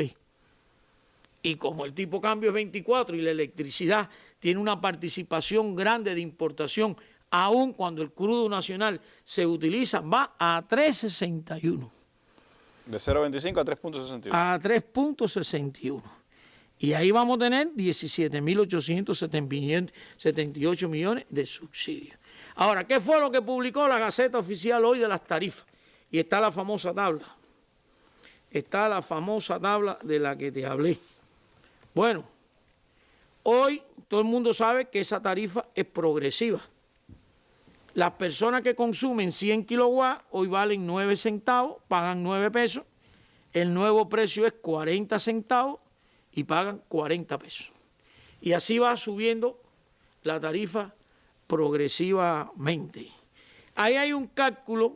Entonces, todo el mundo los primeros 100 los paga a 40 pesos, a 40 centavos. 40 centavos. Entonces, lo que está en rojo, que es el tramo de 301 a 350, pagan un kilowatt que tiene, pagan como promedio por los 350 kilowatts que consumen 2 pesos y 62 centavos. Eso está por debajo de los 3 pesos de costo que dije. Eso, para no cansarnos, significa que el 89% de los clientes pagarán una tarifa pagarán una tarifa con subsidio y el 11% de los clientes no tiene subsidio. Y por otro lado, eso hay que compararlo con el ingreso. Yo preparé una tabla aquí que voy a ilustrar muy rápido. Por ejemplo, un trabajador que viva solo, que consuma 100 kilowatts, hoy gana de salario mínimo 225 pesos y va a 2.100. En la variante actual la electricidad le cuesta el 4% del ingreso y en la variante que viene le cuesta el 1,9% del ingreso. Porque no podemos comparar salario por un lado, precio por otro sin conectarlo. Claro. Hay que relacionarlo. Aún con el incremento de la tarifa en los primeros grupos y en la mayoría de los grupos, la electricidad pierde participación comparándolo con el ingreso, el costo de la electricidad. Yo creo que es un análisis que hay que hacer. Y lo otro, mira, la electricidad más cara es a todas las personas que consumen más de 500 kilowatts. Se supone que si usted consume más de 500 kilowatts, tiene un ingreso en condiciones de que le pueda respaldar eso. Ese es el tema de la electricidad. Ahora, la factura. La factura de la electricidad, vamos a la página 50. La electricidad se lee los 25 de noviembre. 25 de noviembre. De cada mes. De cada mes. Te la presentan a inicio del otro mes y tú pagas. Eso quiere decir que la lectura efectuada el 25 de diciembre va a tener 25 días por la tarifa vieja y 5 días por la tarifa nueva. Sin embargo, el incremento de salario se hizo desde diciembre. El primer mes las personas van a tener un beneficio, pero también se tienen que preparar para empezar a ahorrar electricidad del mes de enero y guardar el dinero que tienen. Con el salario que reciben a principios de enero van a pagar por la tarifa vieja la electricidad. Exactamente. Pero ya en febrero sí tendrán que pagar ya por la tarifa nueva. Más caro. Esos son elementos, creo que sin duda importantes, son de los asuntos que más han estado hoy en las redes discutiéndose, debatiéndose. Es quizás uno de los precios más visibles, porque de los primeros que se han visto. Hay que seguir viendo la Gaceta y por supuesto habrá más elementos. Ya hay pues importantes reflejos en Cuba Debate, estamos viendo de opiniones, de preguntas de la población, y eso por supuesto lo iremos evacuando en los próximos días. Vamos a hacer otro alto en nuestra mesa redonda y seguimos acá hablando con Marino Murillo Jorge, miembro del Buró Político del Comité Central del Partido y jefe de su Comisión de Desarrollo e Implementación de los Lineamientos.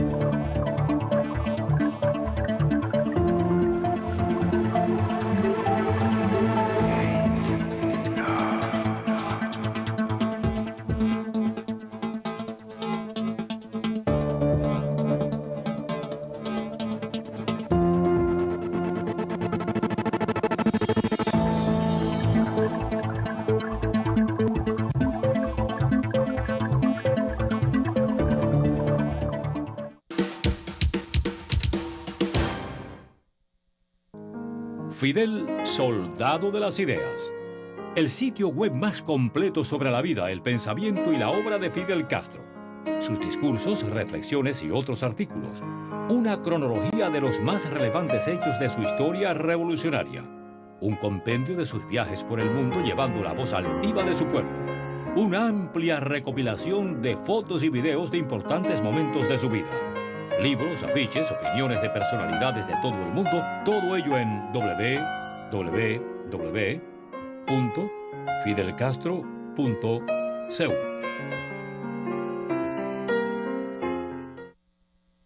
Bueno, quiero recordarles que estamos en un inicio de un grupo de mesas redondas que a lo largo de estas próximas semanas estaremos desarrollando para ampliar la información a nuestro pueblo. Mañana, sábado, estaremos desde las 6 de la tarde con una mesa redonda con las ministras de Trabajo y Seguridad Social y de Finanzas y Precios, hablando sobre el tema de ingresos, empleo y precios. El lunes 14 estaremos hablando de la actividad bancaria y la inversión extranjera. el martes 15 de los efectos que tiene esta medida en el sistema empresarial y en el comercio interior. Haremos un paréntesis 16 y 17 para estar concentrados en la Asamblea Nacional del Poder Popular, y después el 18 pues estaremos brindando información amplia sobre el plan y el presupuesto del 2021 ya adecuado a este ambiente de ordenamiento, y 19 y 21 de diciembre estaremos dedicando mesas redondas a responder opiniones, preguntas que vayan saliendo de los foros debates, de Cuba Debate, que vayan saliendo también del intercambio con nuestros televidentes y radiovidentes a través de estos días, y que podremos pues utilizar esos días, y si hiciera falta más pues lo haremos. Regreso entonces para hablar con el compañero Marino Murillo Jorge sobre un tema que algunos han dicho se robó la arrancada, que fue el tema de los precios. Antes de que empezara la tarea de ordenamiento ha habido incremento de precios en algunos servicios, en algunos productos. Cómo el tema de los precios se concibe dentro de la tarea de ordenamiento, cómo atender un asunto que puede ir que puede dar al traste contra los propósitos de la tarea de ordenamiento y que puede llevar la inflación más allá de los límites deseados. Bien, quiero aprovechar para decir algo. Ahorita dije que el fondo de salario era 39.000 millones de pesos, es 139.000 millones. Que habría que dividirlo entre 12 para compararlo con lo que hicimos ahorita, para que no se quede esa imprecisión en el aire. Los precios. Bueno, los precios ya han tenido un crecimiento importante. La población se queja mucho de eso. Pero yo creo que primero tenemos que entender bien que una devaluación encarece las importaciones. Por eso la tarea de ordenamiento lleva un incremento de precios, entre otras cosas. Entre otras cosas. Pero, por ejemplo, por favor, ahí, por ejemplo, en el año 2019 Cuba importó 9.901 millones de dólares. Datos oficiales de la Oficina Nacional de Estadística. ¿Cómo entró eso a la economía? Entró a la economía una tasa de cambio de 1 por 1, más los aranceles y los márgenes comerciales. Vamos a hacer esas variables cero para no complicarnos. 9.900 millones de importación entraron a la economía en 9.900 millones de pesos. Ahora la tasa es 1 por 24. Hay que coger los mismos 9.900 millones y multiplicarlo por 24. Y eso es tan sencillo, Randy, que se convierte en 237.000 millones 633. Es decir, las devaluaciones, como dije, son buscando competitividad, pero también te encarecen todas las importaciones. ¿Qué es lo que queremos? Claro, que las empresas importen menos, que el país importe menos. Importe más. Pero, evidentemente, te produce en una primera instancia un incremento empresarial, porque la mayoría de esas importaciones, aunque hay productos terminados, hay muchas materias primas. Entonces, estamos hablando de los grandes números macro. Algunas personas no nos pudieran entender, pero yo creo que este ejemplo que viene nos ayuda a entender a todos.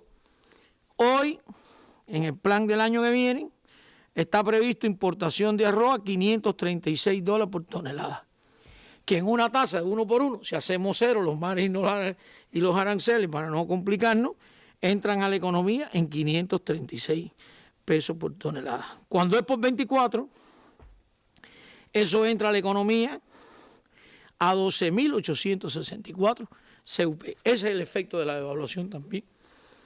Entonces, si estamos hablando de arroz, para que este arroz lo vendamos a la población, cualquiera puede dividir 12.864 entre las libras de arroz que tiene una tonelada, da 6 puntos y pico. Entonces, para que no tenga subsidio, hay que vender la libra de arroz en 7 pesos. Es decir, ella en sí misma genera incrementos de precio. Y además, no solo eso, sino que unido con eso tenemos que quitar el subsidio. Por tanto, se une el efecto de la devaluación y el efecto de quitar el subsidio. Y eso nos va a subir los precios. Eso nos va a subir los precios. El problema es si es que el incremento de precios y esa subida de precios la estamos respaldando con el incremento de los ingresos que ya expliqué.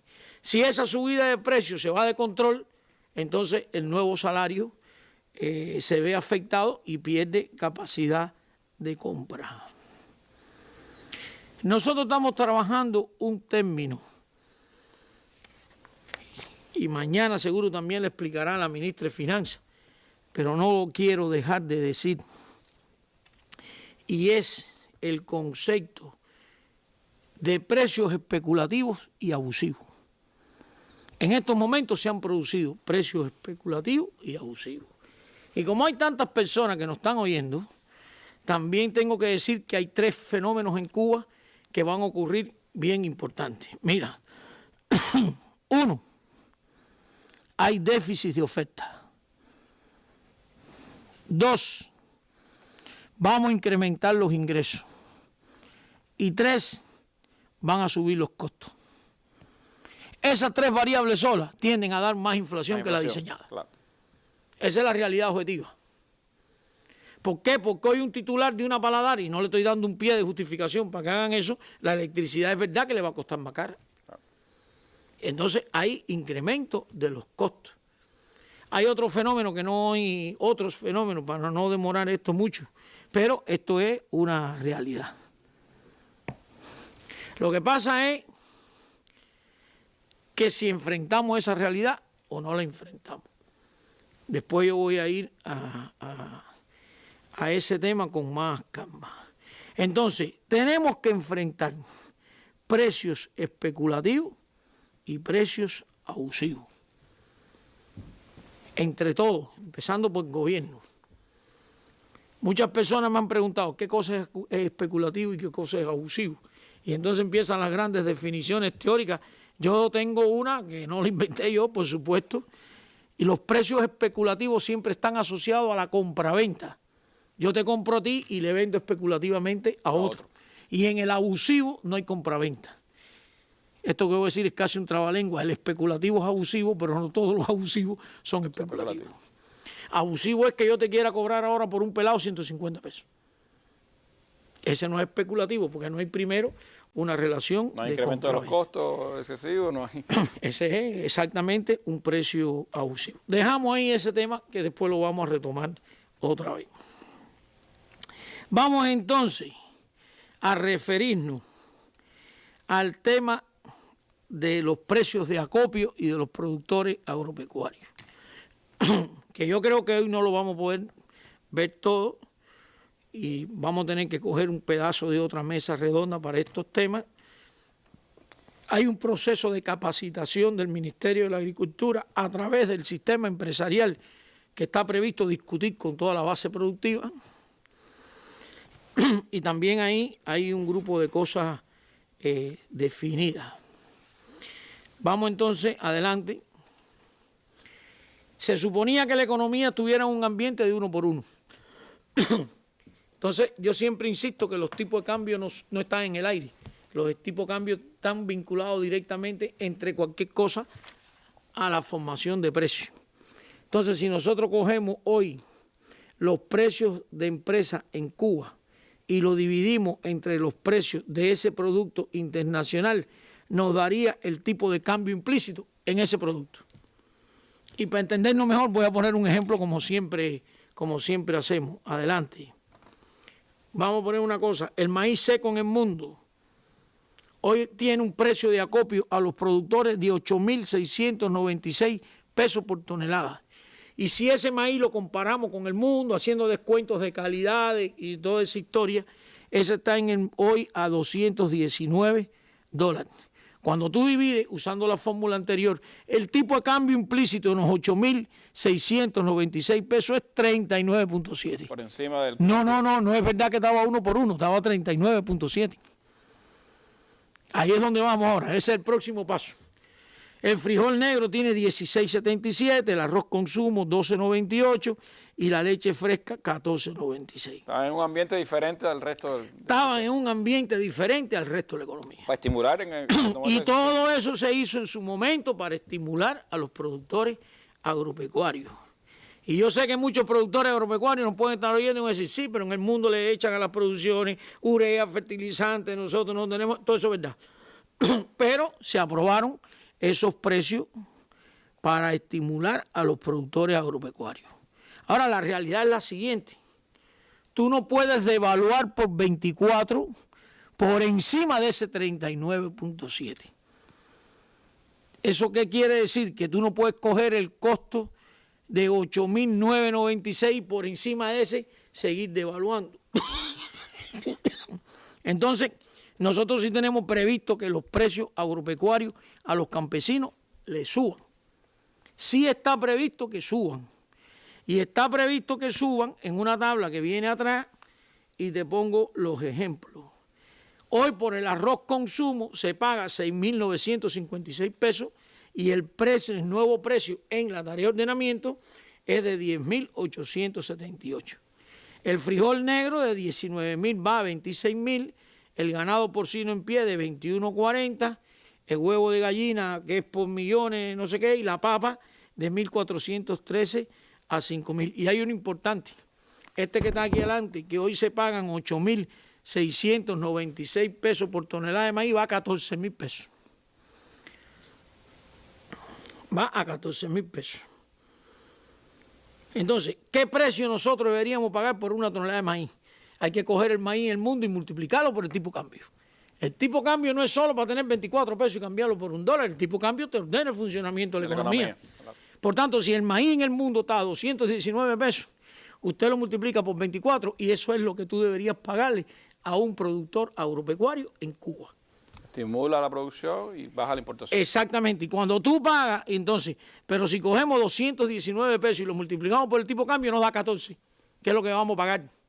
Da como 7.000 pesos. Entonces, la gran teoría de que aquí nadie queda desamparado llega al sector agropecuario. Porque ese productor agropecuario, en vez de pagarle 7.000 pesos, le vamos a pagar 14. ¿Por qué? Por los problemas tecnológicos. ¿Por qué? Por la falta de insumos. ¿Por qué? Por los pocos rendimientos industriales. Y lo que no puede ser es que la producción agropecuaria nacional desaparezca. Es decir, en el diseño de los precios de acopio también hay un apoyo a la base productiva de la agricultura. Ah, que si es verdad que no van a crecer los precios del tipo cambio implícito de 39.7 más el 24 que vamos a poner, porque él de por sí solo, eso sería un precio especulativo. Si hay un diseño de apoyo a la base productiva. ¿Y eso incluye también apoyo en el ámbito tributario? Incluye apoyo en el ámbito tributario. Mañana me imagino que, Macy lo va a explicar, pero a los campesinos les pasa lo mismo que yo dije. Son 39.000 de mínimo exento, se le va a reconocer el 100% del gasto deducible, más otras cosas como bonificaciones o incentivos a la miniindustria y demás. Ese es el tema de los precios acopio y hay un tratamiento a los precios descentralizados. Ahora, porque además se quedan con precios centralizados, Randy, 30 productos. Sí. El otro resto se queda descentralizado. Y eso lo van a poner las empresas de la agricultura que compran con determinados límites, porque si el precio de acopio sube mucho, después automáticamente el minorista sube. Ahora yo te propongo ir a la página 66, que tengo una tabla aquí, en mi opinión, muy interesante, porque no quiero que se me olvide el tema de los precios especulativos y el precio especulativo y abusivo. Ahí está la tabla. Mira, el plan 2021, en un ambiente de 1 por 1, tenía ventas minoristas por 150.000 millones de pesos. Cuando eso lo reconvertimos, ambiente de devaluación, las ventas minoristas van a 252.000 millones. Tú me vas a preguntar por qué crece. Muy sencillo. En un ambiente sin devaluación el arroz estaba a 25 centavos.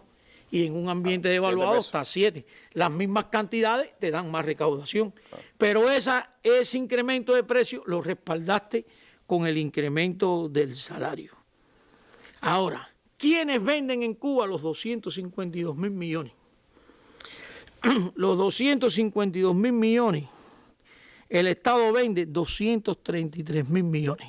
La mayoría. Y la fórmula y las formas no estatal 19.661. El mercado minorista en Cuba predomina la participación del sector estatal. Más del 90%. Más del 90%. Eso se ha movido en años del 88 al 92. En este caso es un 92%. Y nosotros le calculamos a esas formas no estatales un crecimiento de 3 veces el precio. Hay compañeros que me han dicho, oye, 3 veces es muy poco. Es que es 3 veces, no es un 3%. Eso significa que un pelado a 25 pesos. Un pelado a 25 pesos, si permitimos que suba hasta 3 veces, son 75 pesos. Bueno, si yo tengo que pagar 75 pesos por un pelado, creo que me pelo yo mismo. ¿Me entiendes? Entonces, fíjate esta tabla que dice que si el precio de las formas no estatales creciera 3 veces, el incremento de los precios en Cuba iba a ser de 1,6 veces, que es el último cuadrito de arriba, en su conjunto. Y sin embargo, el fondo de salario, que son los 139.000 millones que dije, va a crecer 4,9 veces contra 28.300, sin contar el incremento adelantado del sector presupuestado. Entonces, una variable donde el salario crezca 4,9 veces y los precios 1,6 veces, queda perfecto para el incremento de salario que hicimos. Entonces, el tema es lograr una disciplina, y yo ratifico que la voluntad del gobierno es que se haga y se va a hacer. Porque aquí hay indisciplina de precios donde quiera. Porque como dije, hay un fenómeno de déficit de oferta. No son solo los no estatales los que suben precios. A veces hay un precio oficial de algo que es de 20 pesos y como no hay, en la propia tienda te dicen, oye, no hay, pero por atrás vale tanto. Todos los cubanos sabemos que eso ocurre. Entonces, habrá que enfrentar resueltamente las indisciplinas y los precios especulativos y abusivos para lograr mantenernos en estos entornos que están aquí. En estos que están aquí. Porque no puede ser que una minoría que genere precios minoristas por 19.000 millones, que es más o menos el 20% del 10% de todo lo que se vende en el país, trace la pauta del incremento de los precios. Y ahí es donde están los precios especulativos y abusivos. Entonces, esa facultad de establecer hasta dónde van a crecer los precios está en los gobiernos, fundamentalmente en los municipales. Entonces hay que declarar una guerra sin cuartel a los precios abusivos y especulativos, porque 4 personas no pueden echar por el fondo todo el esfuerzo que se ha hecho de incremento de salario en busca de la productividad del trabajo. Resueltamente hay que enfrentarlo y hay que pedir el apoyo de todo el mundo. Sí, no es una cosa que puede ser solo con orden de legislaciones, también hay participación popular. Y se van a hacer cosas, porque hay redes sociales. Nosotros pudiéramos decir a las personas, ahí hay un correo electrónico donde tú haces denuncias, redes sociales, tírale una foto a alguien en un celular y pone una red, y actuar, la autoridad tiene que actuar. A mí me parece que este diseño de crecimiento de los precios con el crecimiento de salario, y ya vuelvo a repetir para que la gente no diga, están soñando, eso no es así. Nosotros sabemos que hay déficit de oferta, hay incremento de ingresos y hay incremento de los costos, más otro fenómeno que en su momento pudiéramos tocar también, pero evidentemente el 10% del mercado minorista no puede tirar por el piso el diseño que se ha hecho en esta tarea. En los próximos días, Marina, va a haber información sobre varios temas, incluyendo una presencia suya para hablar del tema del sector estatal empresarial, que es importantísimo, clave en el desarrollo de la dinámica económica del país. Pero me gustaría adelantar para nuestros televidentes y radiovidentes cuáles serán las principales tareas en los minutos que nos quedan hasta el día 0, hasta el 1 de enero de 2021. Va a haber, espérate, déjame ubicarme, dejamos el sistema empresarial. Vamos entonces para ese día. Para otro momento, que como dije están las 28 medidas, las 15 y todo eso se une. Vamos a revisar entonces las primeras actividades. Primero yo quiero que es importante decir a todas las estructuras de dirección del país que estos días son clave de capacitación, de preparación para la arrancada. Conozco que los grupos empresariales están moviéndose en este momento en todo el país, hay intercambios en este momento en todo el país. Hay un grupo central preparado, hay grupos provinciales, va a haber representación de los organismos globales de la economía en las provincias en función de ayudar, hay que calcular vulnerables, formar. ¿Tú te imaginas una economía que tú tengas que ponerle todos los precios nuevos en 20 días? Pero entonces, ¿cuáles son las principales actividades? Primero, las normas jurídicas que están en proceso, ya están en la Gaceta. Segundo, el amplio proceso de comunicación que viene desde tiempos atrás, que tiene un punto muy importante en la información que se dio ayer a la población y las mesas redondas que empiezan hoy. Tercero, viene la Asamblea Nacional del Poder Popular, donde ya el plan y el presupuesto se va a informar en ambientes de devaluación. Y ahora viene un momento importante, interesante para las personas. ¿Qué vamos a hacer entonces con el dichoso anticipo y todas aquellas cosas que habíamos hablado? Por favor. Entonces, están creadas las condiciones para que el 17 de diciembre inicie el pago de las pensiones de la Seguridad Social del mes que viene. Eso en algún momento tendremos que ordenarlo porque se pagan adelantadas, lo normal. Pero eso todos los meses tú corres un mes y vas ganando un mes. Mañana la ministra de Trabajo explicará que tenemos. Entonces, el 17 de diciembre empieza el inicio de pago de las pensiones del mes de enero, que ya son las nuevas pensiones. Sí, llegarán a los nuevos precios las pensionados con su nuevo... Llegarán al fin de año con su pensión. con su incremento. El 23 de diciembre inicia el pago del anticipo salarial. Porque ¿qué es lo que ocurre? Históricamente, la canasta familiar normada de enero se empieza a vender en los últimos días de diciembre. De eso hablará también la ministra de MinSIN. Por tanto, todos estos pagos hay que irlos adelantando, porque si es de enero y los precios empiezan en enero, lo que se vende en diciembre es con los nuevos precios. La nueva canasta básica ya vendrá con esos precios, de 7 pesos del arroz, etcétera. Hay que adelantar un dinero. Entonces, el 23 de diciembre empieza el inicio del pago del anticipo y el 26 de diciembre el inicio de los pagos de las prestaciones de la asistencia social. Las personas hubieran querido que fueran antes, pero todo esto es movimiento efectivo, cambio de cosas. Nos va quedando entonces la ejecución de medidas de enfrentamiento a precios abusivos y especulativos, que fue lo que acabé de explicar. Y creo que es importante, Randy, que todos entendamos que hay que culminar el proceso de preparación especializada a todo el mundo. Nadie se puede equivocar calculando un salario, nadie se puede calcular calculando una pensión, nadie se puede equivocar formando un precio. Eso tiene un diseño de cómo controlarse, cómo hacerlo. El presidente de la República preside un grupo nacional con 2 reuniones de trabajo 2 veces por semana, y si hace falta, según él ha dicho, se incrementan. Tanto todo tenso, pero la gran responsabilidad que tenemos todos es que esta tarea salga bien.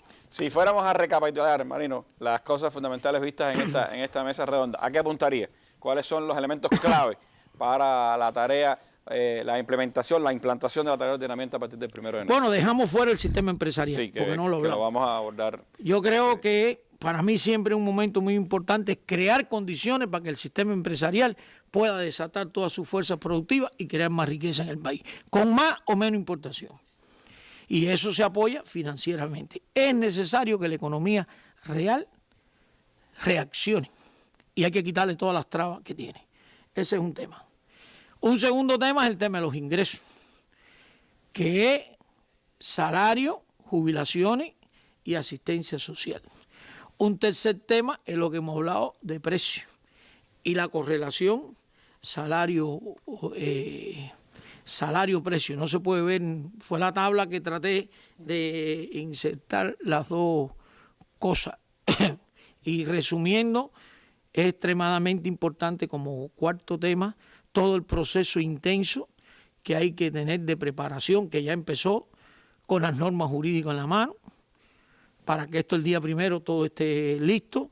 Y por último, pedirle a nuestro pueblo, por favor, que vayan a las normas, que no se dejen llevar por comentarios que a veces no son ciertos, y todo ese tipo de especulación también tenemos que quitárnosla de arriba. Bueno, muchísimas gracias a Marino Murillo Jorge por haber estado esta tarde con nosotros acá en la Mesa Redonda, abriendo un ciclo de programas dedicados a informar ampliamente a nuestro pueblo sobre la implantación de la tarea de ordenamiento a partir del próximo 1 de enero. Mañana estarán con nosotros acá la ministra de Trabajo y Seguridad Social, la ministra de Finanzas y Precios, para hablar de temas importantísimos, ingresos, precios y el ámbito laboral en el país, y después seguiremos con otros importantes temas en nuestra mesa redonda. Disponible información ya en nuestros medios de comunicación, Cuba Debate mañana, también con Foro Debate Interactivo, con la participación de los organismos que tienen que ver con esta tarea, y bueno, estaremos a las 6 de la tarde de nuevo con ustedes. Quiero despedirme estrenando en nuestra mesa redonda Cubanidad un nuevo tema de Raúl Torres, con arreglo de Michelle Herrera y la participación de varias de las mejores voces de la música cubana de hoy. Cubanidad, buenas noches.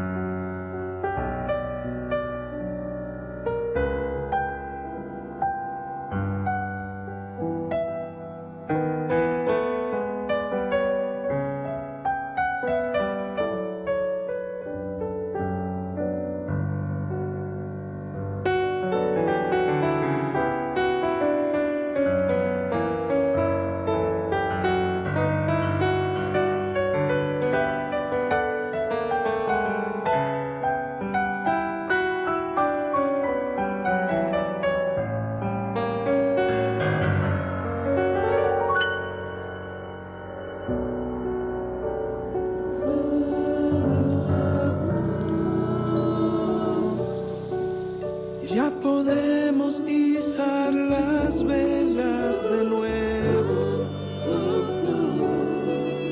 No hay borrascas que nos apaguen los sueños. Hoy no habrá una voz que quiera hacer silencio. La esperanza nunca